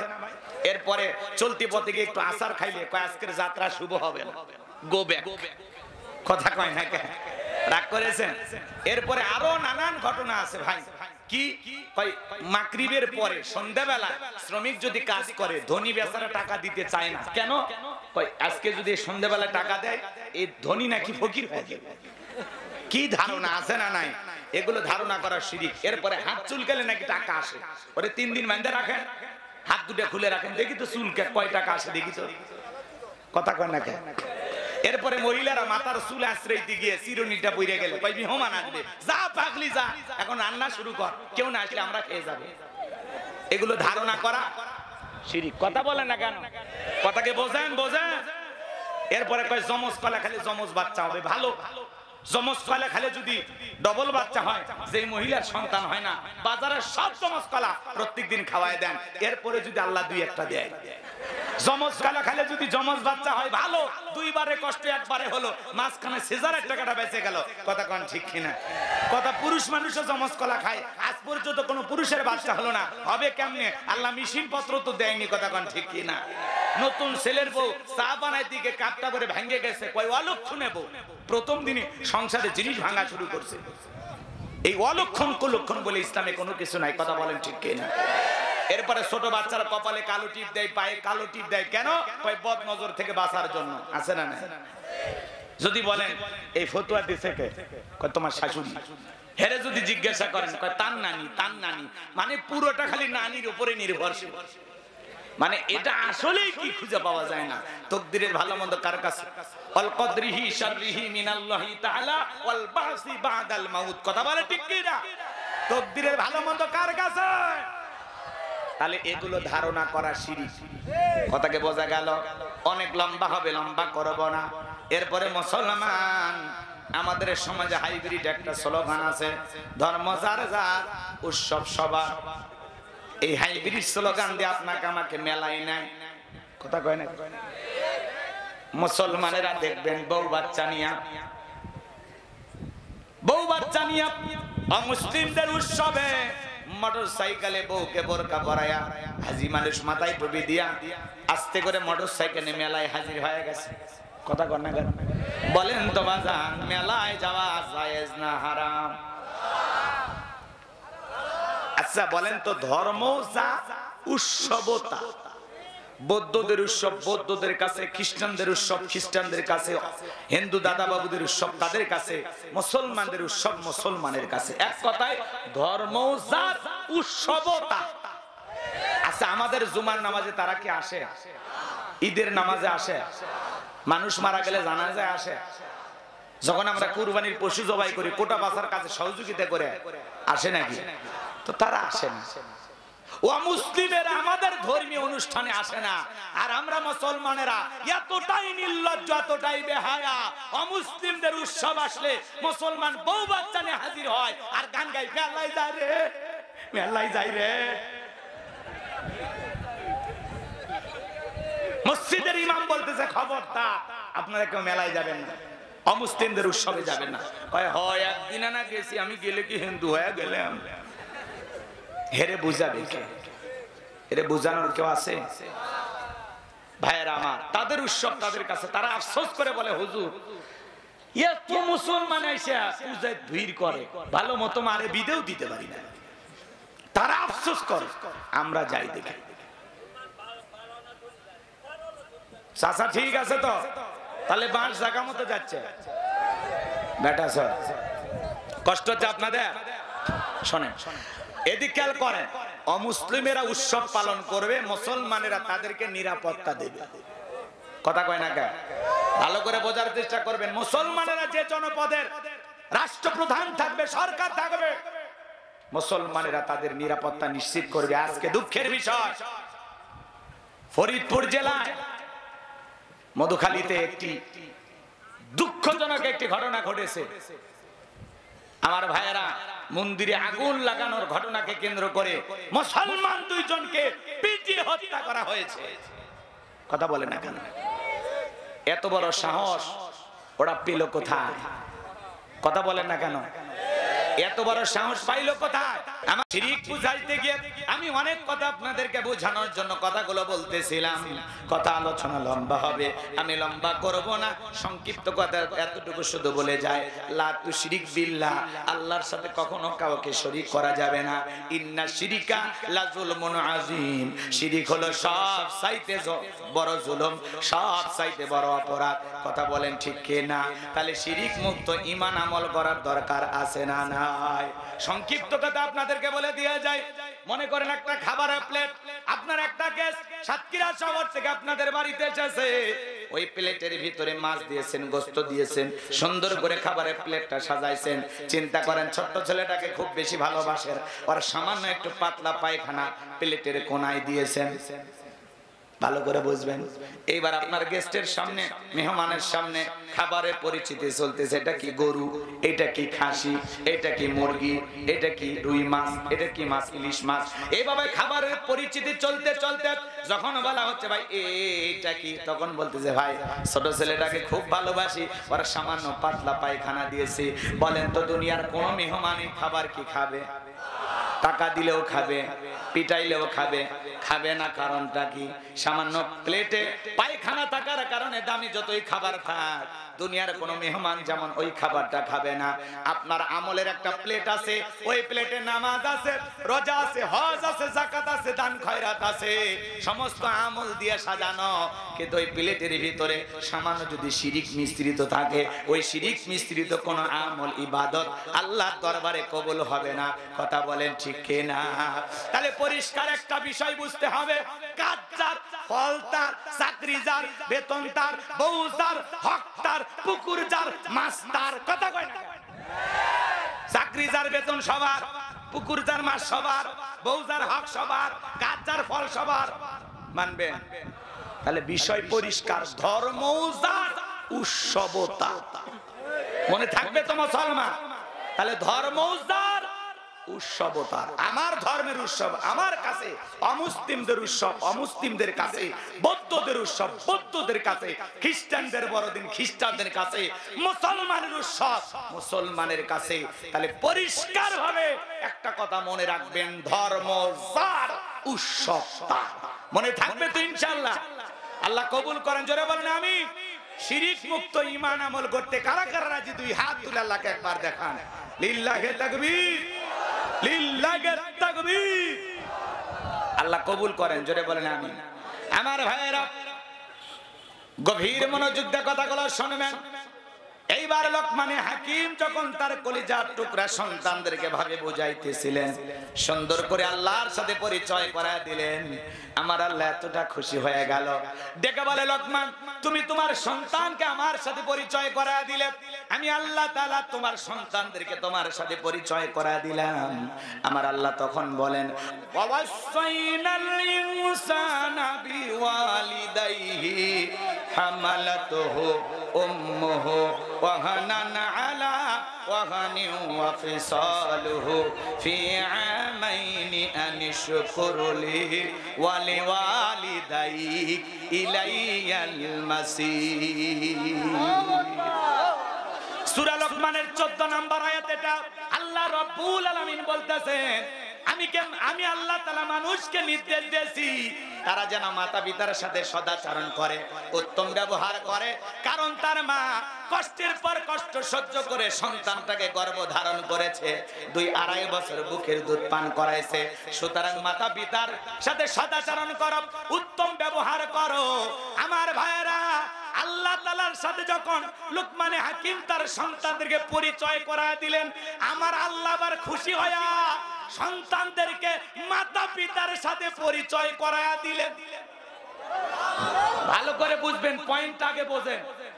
লোকমানে হাকিম আল্লাহর সাথে তার সন্তানদের পরিচয় করায় দিলেন, আল্লাহ তাআলা আবার খুশি হয়া সন্তানদেরকে মাতা পিতার খেদমত এবং তাদের মর্যাদা, তাদের গুরুত্ব তুলে ধরেছেন। সুবহানাল্লাহ বলেন। এটা মাথার ভিতর ঢুকার লাগবে, আর কিচ্ছুই না। এরপরে বসেন, এদিক খেয়াল করেন। আচ্ছা বলেন তো, পিতামাতার সাথে ভালো আচরণ করতে হবে, এই অর্ডার কার? পিতামাতার খেদমত করা দরকার আছে না নাই? এদিক খেয়াল করেন। মা বাবা কত বড় গুরুত্বপূর্ণ একটি নিয়ামত, এটা আপনাকে আমাকে বোঝা লাগবে। আপনারা ইউটিউবে সার্চ দেবেন, দিয়া সূরা লোকমানের বাংলা অনুবাদটা আগে শুনবেন, তারপরে লাগবে। ঠিক আছে তো ইনশাআল্লাহ? আচ্ছা, এদিক খেয়াল করেন, পরিবেশ দেয়া লাগবে ভাই। এখন ওনাদের ক্ষোভটা হলো এই জায়গায় এত টাকা দিয়ে বক্তা। আচ্ছা বলেন তো, বক্তাদেরকে টাকা দিয়ে আপনারা কেন নিয়ে আসেন? তরকারি তো নাই। আপনাদের মসজিদের ইমামের পিছনে আপনারা জুমার নামাজ পড়েন না? কি সুন্দর বয়ান করে না? হেরেই মাহফিলে প্রধান বক্তা বানায় ওয়াজ শুনবেন। এত দূর থেকে মানুষ কিছু জানা দরকার, আর আমরা কষ্ট করে কেন আসবো? এই জন্য এই মাথায় এগুলো রাখবেন, আর এই বিষয়গুলো নিয়ে কখনো আপনারা চিন্তা করবেন না। ওলামা ইকরামদেরকে দেবেন, মন থেকে দেবেন, কষ্ট পাইয়া দেওয়ার দরকার নাই। আমার একটা মাদ্রাসা আছে, প্রতি মাসে আমি মাদ্রাসার পেছনে 2-2.5 লাখ টাকা খরচ করি। কথা কি বুঝতে পারছেন? 55 জনেরও বেশি ছাত্র আমার মাদ্রাসায় আছে। তা আমার জন্য আপনারা দোয়া করবেন। মাদ্রাসার পাশাপাশি একটা মসজিদ বানাবো, একটা গণকবরস্থান বানাবো, এই স্বপ্নগুলো আমার আছে। আমি যে অর্থ পাবো এগুলো ভালো কাজে ব্যয় করবো। কথা বলেন ঠিক কিনা? আলেমদের হাতে টাকা গেলে এটা হারাম পথে খরচ হবে না, হালাল পথেই খরচ হবে। বাংলাদেশের কোন হুজুর কি মদ খা? কথা বলেন। আচ্ছা, আলেমদের হাতে টাকা গেলে তারা কি সিনেমা হল বানাবে? নরসিংদীতে ওলামা ইকরাম একটা হাফিজিয়া মাদ্রাসা বানানোর জন্য একটা সিনেমা হলের 1,30,00,000 টাকা দিয়ে একটা সিনেমা হল কিনে নিয়েছে। এই সিনেমা হল ভেঙে তারা মাদ্রাসা বানাবে। এটা ভালো কাজ না খারাপ কাজ? তাহলে আলেমদের হাতে টাকা দিবেন, মসজিদ মাদ্রাসা টাকা দিবেন, এগুলো ভালো কাজেই ব্যয় হবে। তাহলে ওই সেই সন্ধ্যা সিনেমা হল ভেঙে এখন নরসিংদীর জমিনে ওই সিনেমা হল যেখানে, সেখানে এখন কি হবে? মাদ্রাসা। সুবহানাল্লাহ বলবেন না? এই ভালো কাজে আমরা সহযোগিতা করব। ওলামা ইকরামদের কাছে টাকা গেলে এই টাকা ভালো কাজে ব্যয় হবে। আল্লাহ যেন বোঝার তৌফিক দান করেন। জোরে বলুন আমিন। আরো জোরে বলুন আমিন। শিল্পী মুমতাজকে টাকা দিলে কষ্ট হয় না, শাকিব খানকে টাকা দিলে কষ্ট হয় না, কোন গানের কনসার্ট যাত্রার প্যান্ডেলে টাকা খরচ করলে কষ্ট হয় না, তাফসীর মাহফিলে ওলামা ইকরামদেরকে একটু হাদিয়া দিলে অনেকের কষ্ট হয়। এটা খুব দুঃখজনক বিষয়। কথা বলেন ঠিক কিনা? তাহলে হুজুর আপনারা 2 জন আলেম মানুষ বসে আছেন, আপনারা আলেম তো নাকি? তাহলে আমার গতি আপনারা একটু সাক্ষী দিয়ে খালি বলেন যে আমি সূরা লোকমানের ভিতরে আছি না বাইরে গেছি? লোকমানের ভিতরে আছি না? তাহলে প্রথমে 12 নাম্বার আয়াত শেষ হলো, এরপরে 13 নাম্বার শেষ হলো, এখন 14 নাম্বার আয়াতে পিতা মাতার ওয়াজ আছে তো? আচ্ছা, এই বাস একটা আলেম বুঝলেই যথেষ্ট, আর মানুষের বোঝার দরকার নেই। কারণ আমি ওই একই সূরাতেই আছি, আমি বাহিরে যেতে পারবো না। কারণ এই সূরাতে যত আয়াত আছে, আমাকে যদি 4-5 দিনের সময় দেন, এই একটা সূরার আলোচনা শেষ হবে না। সুবহানাল্লাহ। আর এত ঘুর পেঁচ খেলায় কথাগুলো কেন বুঝে, মানে এত পেঁচাইয়া কেন কথা বলি? ওটা বাস্তবতার আলোকে উদাহরণ দিয়ে বুঝাইতে হয়। এখন আমি শুধু আপনাদেরকে বললাম শিরিক থেকে বেঁচে থাকবেন। এখন কোথায় কোথায় শিরিক, কি কিভাবে শিরিক হয়, কোন কাজে গেলে শিরিক হয়, কোথায় কোথা থেকে শিরিকের সৃষ্টি হয়, এটা বুঝাইতে হবে না? তো এগুলো ঘুরাইয়া বললে মনে করিলে মনে গল্প, ওটাও যে তাফসীরের একটা অংশ, সেটা তো আপনার বোঝা লাগবে। তাফসীর মানে কি? ভেঙে ভেঙে বলা, খুলে খুলে বলা। কথা বলেন ঠিক কিনা? আল্লাহ বোঝার তৌফিক দান করুন। জোরে বলেন আমিন। তাহলে এখন পিতা মাতার ওয়াজ করব নাকি অন্য আরেকটা তিলাওয়াত করব? অন্য আরেকটা আয়াতে যাব?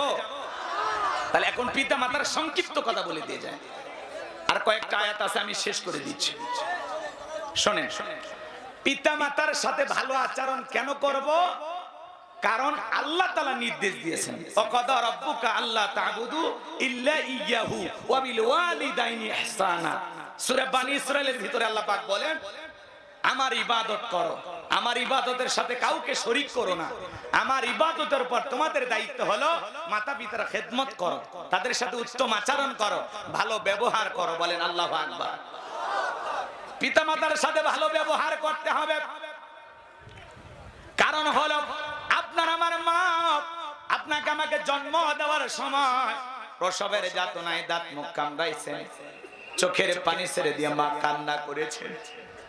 আমার ভাইয়েরা, মায়ের যে কত কষ্ট হয়েছে, কত ব্যথা হয়েছে, দুনিয়ার মা ছাড়া কেউ বুঝবে না। নবীজির একজন সাহাবী মাকে কাঁধে করে নিয়ে খানায় কাবা তওয়াফ করতেছে।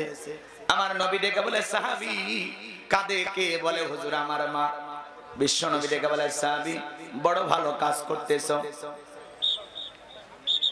এইবার সাহাবী জিজ্ঞাসা করেন, নবী গো, আমি যে আমার মাকে নিয়ে খানায় কাবা তওয়াফ করলাম, হজের কাজগুলো সম্পাদন করলাম, আমি কি আমার মায়ের হক আদায় করতে পেরেছি? বিশ্বনবী ডেকে বলে, সাহাবী, আল্লাহ পাক যদি তোমাকে কিয়ামত পর্যন্ত হায়াত দেয়, আরে তুমি তোমার মাকে কাঁদিয়ে এমনি ভাবে হজ করো, খানায় কাবা তওয়াফ করো, তোমার মা তোমাকে জন্ম দেওয়ার সময় প্রসবের যাতনায় উ আ শব্দ করেছিল, ওই একটা উ আ শব্দের হক দুনিয়ার কোন সন্তান আদায় করতে পারবে না। এজন্য বিশ্বনবী বলেন, হুমা জান্নাতুকা ওয়া নারুকা, তোমার পিতামাতাই তোমার বেহেশত, তোমার পিতামাতাই তোমার দোজখ। পিতামাতা খুশি, আরশের মালিক আল্লাহ খুশি। পিতামাতা বেজার, আরশের মালিক আল্লাহ বেজার। পিতামাতা কত বড় নিয়ামত। কোন সন্তান যদি মহব্বত আর ভালোবাসার নজরে মা বাবার চেহারার দিকে তাকায়, আমল নামায় আমার আল্লাহ পাক কবুল হজের সব লিখে দেয়। বলুন সুবহানাল্লাহ। মা সন্তানকে জন্ম দিতে গিয়া প্রসবের যাতনায় কান্না করে, চোখের পানি ছেড়ে দিয়া কান্না করে, ছোট্ট বালতি দিয়ে এক বালতির মতো রক্ত মা শরীর থেকে ঢেলে ফেলে দেয়। কত মা জ্ঞান হারায় ফেলে। কিছুক্ষণ পরে যখন হুঁশ ফিরে পায়, মা ডেকে বলে, কই আমার সোনা মানিক, আমার কোলে দাও। মা সন্তানকে কোলে নেয়, গালে মুখে চুমা খায়, আর ডেকে বলে, বাছা ধন, বেঁচে থাক, আল্লাহ তোরে বড় মানুষ বানাক। যে মা নিজে না খায় আপনার আমার মুখে খাবার তুলে দিলেন, মা যে কত কষ্ট করেছেন, বাবা যে কত কষ্ট করেছেন, যে বাবা মাথার ঘাম পায়ে ফেলে আপনার আমার জন্য এতটা কষ্ট করলেন, এতটা পরিশ্রম করলেন, সেই মাতা পিতার সাথে ভালো ব্যবহার করার দরকার আছে না নাই? পিতা মাতার খেদমত করে, তাদের মুখে হাসি ফুটাইয়া, তাদের দোয়া নিয়া কারা কারা জান্নাতে যেতে চান? দুই হাত তুলে আমার আল্লাহকে একবার দেখান। পিতা মাতার খেদমত করবেন তো ইনশাআল্লাহ? আল্লাহ আমাদের সবাইকে পিতা মাতার খেদমতকারী সন্তান হিসেবে কবুল করুন। জোরে বলুন আমিন। আরেকটু জোরে বলুন আমিন।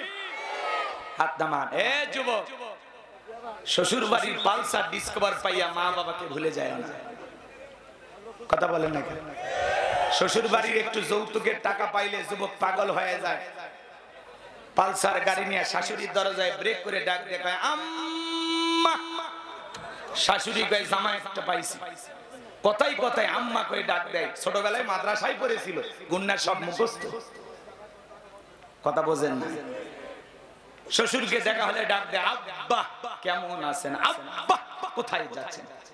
শ্বশুর কয়, আব্বা কইতে কইতে মুখের ফেনা তুলে ফেলে দেয়, জামাই একখান পাইছি। ছোটবেলায় মাদ্রাসায় পড়েছিল, কলকলার সব হরফ মুখস্থ। বিয়ের পরে শ্বশুর শাশুড়িকে ডাক দেয়, আব্বা আম্মা। মা বাবা হয়ে যায় বুড়া বুড়ি, তোর কপালত লাত্তি আর গুড়ি, মরার পরে ফেরেশতারা বাইরে ফুটা করবে ভুড়ি, জাহান্নামে হবে তোর বসত বাড়ি। আজকে সুন্দরী বউ পায়া পিতা মাতাকে ভুলে যা, আলাদা করে খায়, আছে না এরকম? আচ্ছা, এখন এই কথাগুলো যদি বলি আপনারা যদি বিরক্ত হন, আমার কিছু করার আছে? এগুলো কি একটা ওয়াজ বুঝানোর জন্য বলা দরকার আছে না? এগুলো বলতে হয়। যাই হোক, আমি আর বলবো না, আপনাদেরকে আর কষ্ট দেব না। শুধু এতটুকু অনুরোধ করে যায়, মা বাবার মনে কখনো কষ্ট দেবেন না। কারণ আপনি আপনার মা বাবার সাথে যে আচরণ করবেন, ঠিক আপনার সন্তান আপনার সাথে একই আচরণ করবে। এই জন্য মা বাবার মনে কষ্ট দেবেন না, দুঃখ দেবেন না। মা বাবা সন্তানের জন্য সবচাইতে বড় পি। আপনি আপেল কমলা বেদেনা আলেমকে খাওয়ায়া পিসাবকে খাওয়ায় লাভ কি? আপনার আমার ঘরেই তো বড় পীর আছে। মা বাবারে খাওয়ান, তাদের দিল খুশি করেন, তাদের দোয়া নেন।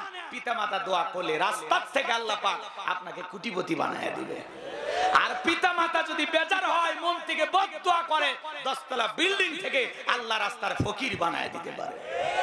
এজন্য পিতা মাতার বদদোয়া না, দোয়া নিতে হবে। পারবো তো ইনশাআল্লাহ। কখনো মা বাবার সাথে খারাপ ব্যবহার করব না। বৃদ্ধকালে মা বাবার সেবা করব, যত্ন করব। আজকে বৃদ্ধাশ্রমে যে সমস্ত মা বাবাদেরকে পাওয়া যায়, একটা গরিবের মা বাবা না, সব কোটিপতির মা বাবাকে পাওয়া যায়। কথা বলেন ঠিক কিনা? কোন আলেমের মা বাবাকে পাবেন না, কারণ আলেমেরা কোরআন সুন্নাহ বুঝে পড়ে এটা জানে যে মা বাবার সম্মান কত, মর্যাদা কত, মা বাবার স্থানটা কোথায়। কথা বলেন ঠিক কিনা? এজন্য বাংলাদেশের কোন আলেম হাফেজের মা বাবাকে বৃদ্ধাশ্রমে পাওয়া যায় না, কোন রিকশা চালক, কোন ভ্যান চালকের মা বাবাকে বৃদ্ধাশ্রমে পাওয়া যায় না। কথা বলেন ঠিক কিনা? আজকে সুন্দরী বউ পাইয়া মা বাবাকে আলাদা করে দেয়।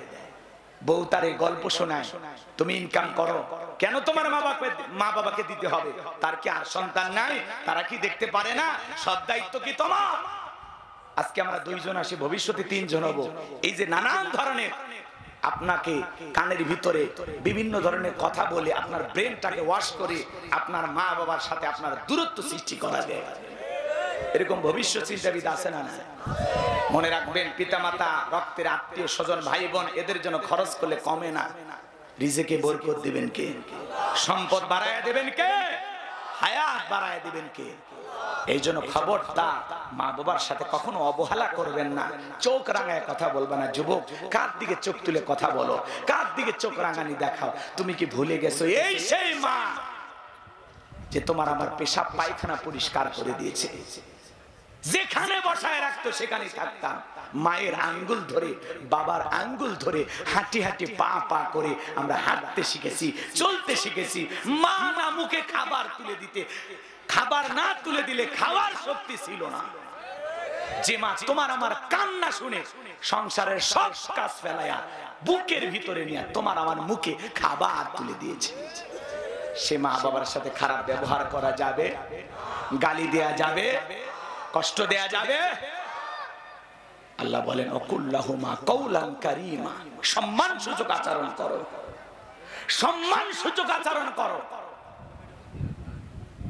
এই জন্য নম্রতার সহিত, ভদ্রতার সহিত পিতামাতার সাথে ভালো ব্যবহার করব। আল্লাহ বোঝার তৌফিক দান করুন। জোরে বলুন আমিন। মা বাবার মনে কখনো কষ্ট দেব না, মনে থাকবে তো ইনশাআল্লাহ। আমার ভাইয়েরা, লোকমানে হাকিম তার কলিজার টুকরা সন্তানদেরকে একত্রিত করে আরো সুন্দর করে জানায় দিলেন, ইয়া বুনাইয়া ইন্নাহা ইন তাকু মিসকালা হাববাতিন মিন খারদালিন ফাতাকুন ফি সাখরাতিন আও ফিস সামাওয়াতি আও ফিল আরদি ইয়াতি বিহাল্লাহ ইন্নাল্লাহা লাতীফুন খাবীর। সূরা লোকমানের 16 নম্বর আয়াত। শুনেন, লোকমানে হাকিম তার কলিজার টুকরা সন্তানদেরকে ডেকে বলতেছেন, বাবা, তুমি যদি সরিষার দানার পরিমাণ কোনো কিছু করো, সেটা যদি আকাশে হয়, শিলা গর্ভে হয়, কিংবা মাটির নিচে হয়, যেখানে যা কিছু করো না কেন, তুমি যদি সরিষার দানার পরিমাণ কোনো কিছু করে থাকো, আল্লাহ পাক সেইটাও তোমার আমল নামায় হাজিরি করবে। আমার আল্লাহ সূক্ষ্মদর্শী, তিনি সর্ব বিষয়ে খবর রাখেন। গোপন প্রকাশের সব খবর একমাত্র কার কাছে? আরো জোরে বলেন, কার কাছে? সন্তানকে বুঝাইতেছেন, বাবা, তুমি যদি আকাশে, মাটির নিচে, বনে, জঙ্গলে, যেখানে যা করো, সবকিছু আল্লাহ তাআলা দেখতেছেন। সবকিছু তোমার আমল নামার ভিতরে ডায়েরি করা হচ্ছে। তুমি যদি সরিষার দানার পরিমাণ ভালো কিছু করো, আল্লাহ ওইটাও আমল নামা লিখবে। আবার সরিষার দানার পরিমাণে মন্দ কিছু করো, ওইটাও তোমার আমল নামায় লিপিবদ্ধ করা হবে। ফামান ইয়ামাল মিসকালা যাররাতিন খায়রান ইয়ারা ওয়া মান ইয়ামাল মিসকালা যাররাতিন শাররান ইয়ারা। বান্দারে, যাররা পরিমাণ, অণু পরিমাণে যদি নেক আমল করো, ওইটাও তোমার আমল নামায় লিপিবদ্ধ করা হবে। আবার যাররা পরিমাণ, অণু পরিমাণে যদি বদ আমল করো, সেইটাও তোমার আমল নামায় লিপিবদ্ধ করা হবে। কথা কি বোঝে? তাহলে সন্তানকে কি বুঝাইতেছে? গোপনে প্রকাশ্যে কোনো গুনাহ করা যাবে? কথা বলে না কেন? যুবক, মনে করে না জঙ্গল প্রেম করার জন্য মঙ্গল। জঙ্গলে কেউ না দেখলে একজন দেখেন, তিনি কে? রাত 12টার দিকে কারো দরজায় যায় গল্প করতেছো, কেউ না দেখলে একজন দেখেন, তিনি কে? আরো অনেক কথা বলতাম, আপনাদেরকে কষ্ট দেওয়া যাবে না। আর ভাঙ্গা বাজারে চাঙ্গাবাজ হয় না। কথাকে বোঝেন নাই? তাহলে সন্তানদেরকে বুঝাইতে হবে, বাবা, অনেকের সন্তান, ধরেন কারো কাছ থেকে আপনার ছেলে আম চুরি করে নিয়ে আসছে, আপনি যদি বলেন বাপ রে বাপ, আমি জীবনে কোনোদিন মানুষের গাছের পাতা ছিঁড়তে পারি না, আর তুই আম চুরি করলি, বাপের বেটা সাদ্দাম, এটা বলে যদি ছেলেকে বাহবা দেন, আজকে আম চুরি করবে, কাল কাঁঠাল চুরি করবে, পরশুদিন মানুষের গরু চুরি করবে। আর ছেলেকে যদি বুঝান বাবা মানুষের গাছ থেকে কখনো আর ফল মূল চুরি করবা না, আমি কোন আম চোরের বাবা হতে চাই না, বাজার থেকে যত লাগে আম কিনে খাওয়াবো। এই যে ছোট একটা ভুল করেছে, মানুষের গাছ থেকে আম চুরি করেছে, ছোটবেলায় শাসন করলেন, বুঝাইলেন, বললেন, এই ছেলেটা পরিবর্তন হবে কিনা? হবে। আপনার ছেলে পড়তে গিয়া তার বন্ধুর একটা খাতা বা কলম তুলে নিয়ে আসছে, আপনি তখন দেখলেন, অথবা আপনাকে বলতেছে আব্বা এই কলমটা আমার এক বন্ধুর আমি নিয়ে আসছি, তখন বলবেন বাবা না বলে কারো কলম নিয়ে আসতে নাই, খাতা নিয়ে আসতে নাই, তোমার বন্ধুকে যা বলবা ভুল করে আমি নিয়েছি এই কথা বলে তাকে ফেরত দিবা, খবরদার আর কখনো নিয়ে আসবে না। তোমার কয়টা কলম লাগবে আমি কিনে দেব, কয়টা খাতা লাগে আমি কিনে দেব। এই যে ছোট ছোট ভুলগুলো সংশোধন করে দিলে সন্তানগুলো ভবিষ্যৎ ভালো হবে। কারো পুকুর থেকে মাছ চুরি করছে, বাবা খুশি হয়, এটা কার মাছ? কয় অমুকের পুকুরে জাল মাইরা মাছ চুরি করে নিয়ে আসছি, কয় যাক 2 মাসের বাজার বাঁচাইয়া দিলি। এরকম বাবা হওয়া যাবে না। কথাকে বুঝাইতে পারলাম? তো সন্তানের ছোট ছোট ভুলগুলো আমরা সংশোধন করে দেব। বাবা মানুষকে না বলে এটা আনতে নেই, মানুষকে না বলে কারো গাছ থেকে এটা চুরি করতে নেই। এইভাবে আস্তে আস্তে ছেলেকে বুঝাইতে হবে যে ছোট গুনাহ করো আর বড় গুনাহ করো, আল্লাহ সব দেখেন। কথা বলেন ঠিক কিনা? আল্লাহ বুঝানোর তৌফিক দান করুন, জোরে বলুন আমিন। এরপরে লোকমান হাকিম তার কলিজার টুকরা সন্তানকে বলতেছেন, ইয়া বুনাইয়া কিমিস সালাত, হে আমার কলিজার টুকরা সন্তান, হে আমার বৎস, সালাত কায়েম করো, সালাত কায়েম করো। সন্তানদেরকে নামাজি বানানোর দরকার আছে না নাই? শুধু একা নামাজ পড়লে হবে? সূরা তাহরিমের 6 নম্বর আয়াতে আল্লাহ বলেছেন, হে ঈমানদারগণ, হে বিশ্বাসীগণ, তোমরা নিজেরাও জাহান্নামের আগুন থেকে বাঁচো, তোমার আহল পরিবার পরিজন যারা আছে তাদেরকেও জাহান্নামের আগুন থেকে বাঁচানোর চেষ্টা করো। কথা বলেন ঠিক কি না? সন্তানকে বলতে হবে ইয়া বুনাইয়া কিমিস সালাহ, হে আমার বৎস, হে আমার কলিজার টুকরা সন্তান, সালাত কায়েম করো। পরিবারের ভিতরে সালাত কায়েম করতে হবে। পৃথিবীর সফল বাবা তারা যে বাবা তার ছেলের হাত ধরে মসজিদে নিয়ে যায়। কথা বলেন না কেন? আপনি একাই মসজিদে যান, ছেলেটা খেলা করতেছে, একবারও ডাক দেন না? ডাক দেন, আব্বা জান, আমার কলিজার টুকরা, আমার বাবা ইউসুফ কোথায়, আমার বাবা ইব্রাহিম কোথায়, আমার বাবা ইয়াকুব কোথায়? আব্বু আসো একসাথে জোহরের নামাজ পড়তে যাব, গোসল করে নাও। ছেলেদেরকে গোসল করায় দিলেন, রেডি করলেন, বাপ ছেলে একসাথে মসজিদে গেলেন। এরকম পরিবেশ আমাদের পারিবারিক জীবনে কায়েম করার দরকার আছে না নাই? আর আপনি ফজরের সালাত করতে যাচ্ছেন, বিবিটা ঘুমাচ্ছে, ডাক দেন না, ও সোনা ওঠো, শেফালির মা ওঠো। কথা কয় না? আমি শুধু তোমাকে দুনিয়াতে পেতে চাই না, জান্নাতেও তোমাকে সাথী হিসাবে পেতে চাই। আমি মসজিদে গেলাম, তুমি ঘুম থেকে ওঠো, বিবি না উঠলে কম্বলটা টান দেন, না উঠতে চাইলে একটু কোলে করে খাট থেকে নামায়া দাঁড় করায়া দেন। কথা বলেন? এখন এগুলো বললে আপনারা দোষ ভাবতেছেন, একটু রসিকতা করবেন। আপনি একা মসজিদে কেন যাচ্ছেন? বিবিকে ডাক দিয়ে যান। আপনি একা কেন যাচ্ছেন? ছেলেকে ডেকে নিয়ে যান। কথা বলেন না? আপনি একা মসজিদে যাচ্ছেন, ছেলেকে ডাক দেন, মেয়েটাকে ডাক দেন, ডাক দিয়ে তাদেরকেও নামাজে দাঁড় করায় দেন। একটা পরিবারের 4 জন সদস্য সবাই যদি নামাজ পড়ে, ভালো লাগে না খারাপ লাগে? একটা পরিবারের 6 জন সদস্য সবাই যদি নামাজ পড়ে, ভালো লাগে না খারাপ লাগে? নামাজ পড়বো তো ইনশাআল্লাহ। মসজিদটা অনেক সুন্দর বানাইছেন, আজকে মসজিদ সুন্দর, কিন্তু ঈমান আমাদের দুর্বল। আগেকার মসজিদ গুলো কি ছিল? কাঁচা, কিন্তু মুসলমানদের ঈমান ছিল পাকা। বর্তমানে মসজিদ হয়েছে পাকা, মুসলমানদের ঈমান হয়ে যাচ্ছে কাঁচা। আগেকার মানুষদের ছিল অভাব, বড় ভালো ছিল তাদের স্বভাব। বর্তমানে মানুষদের নাই কোনো অভাব, নষ্ট হয়ে গেছে চরিত্র আর স্বভাব, সভ্যতা ভদ্রতা চলে গেছে।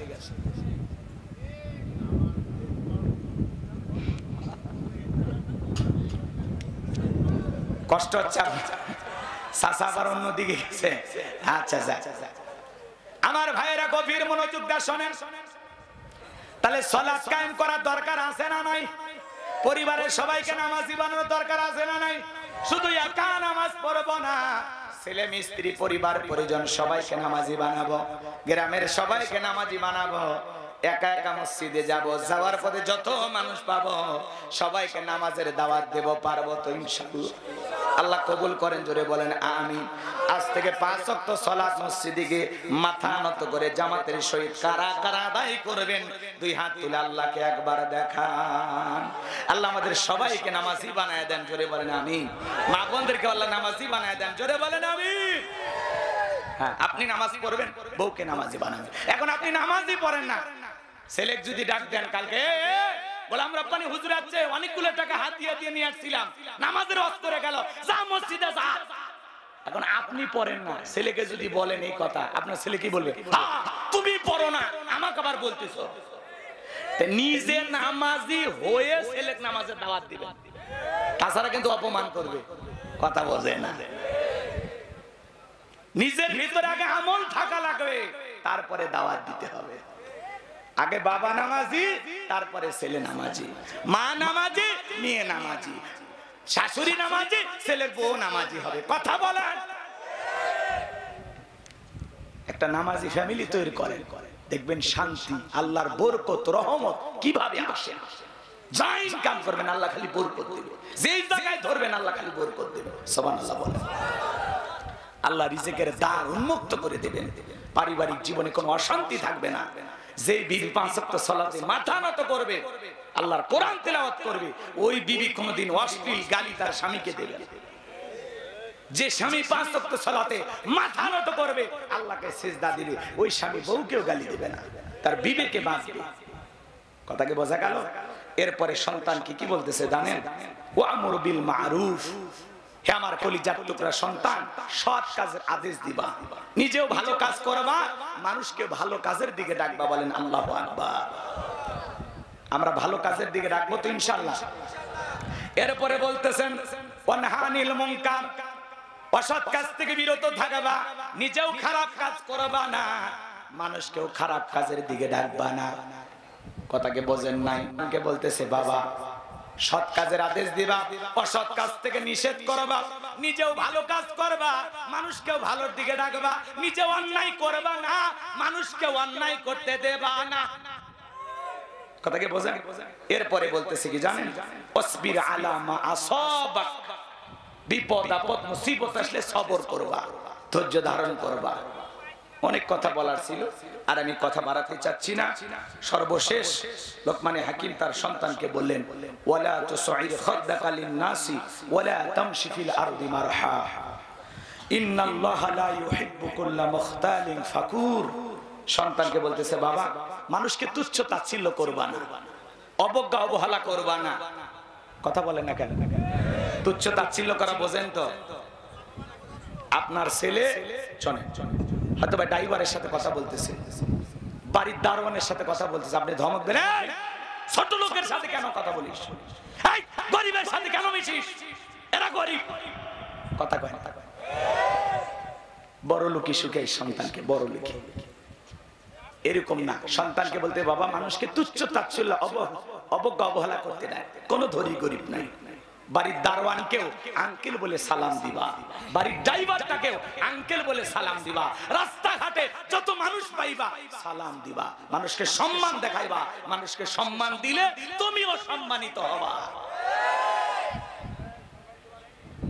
আমরা শিখে এগুলো আদব কায়দা। লোকমানে হাকিম আদর্শ বাবা হিসাবে সন্তানকে যে 12টা উপদেশ দিয়েছিল, কোরআন জীবনে পড়লাম না, বুঝলাম না, শুনলাম না, খালি অন্য কিছু বুঝি।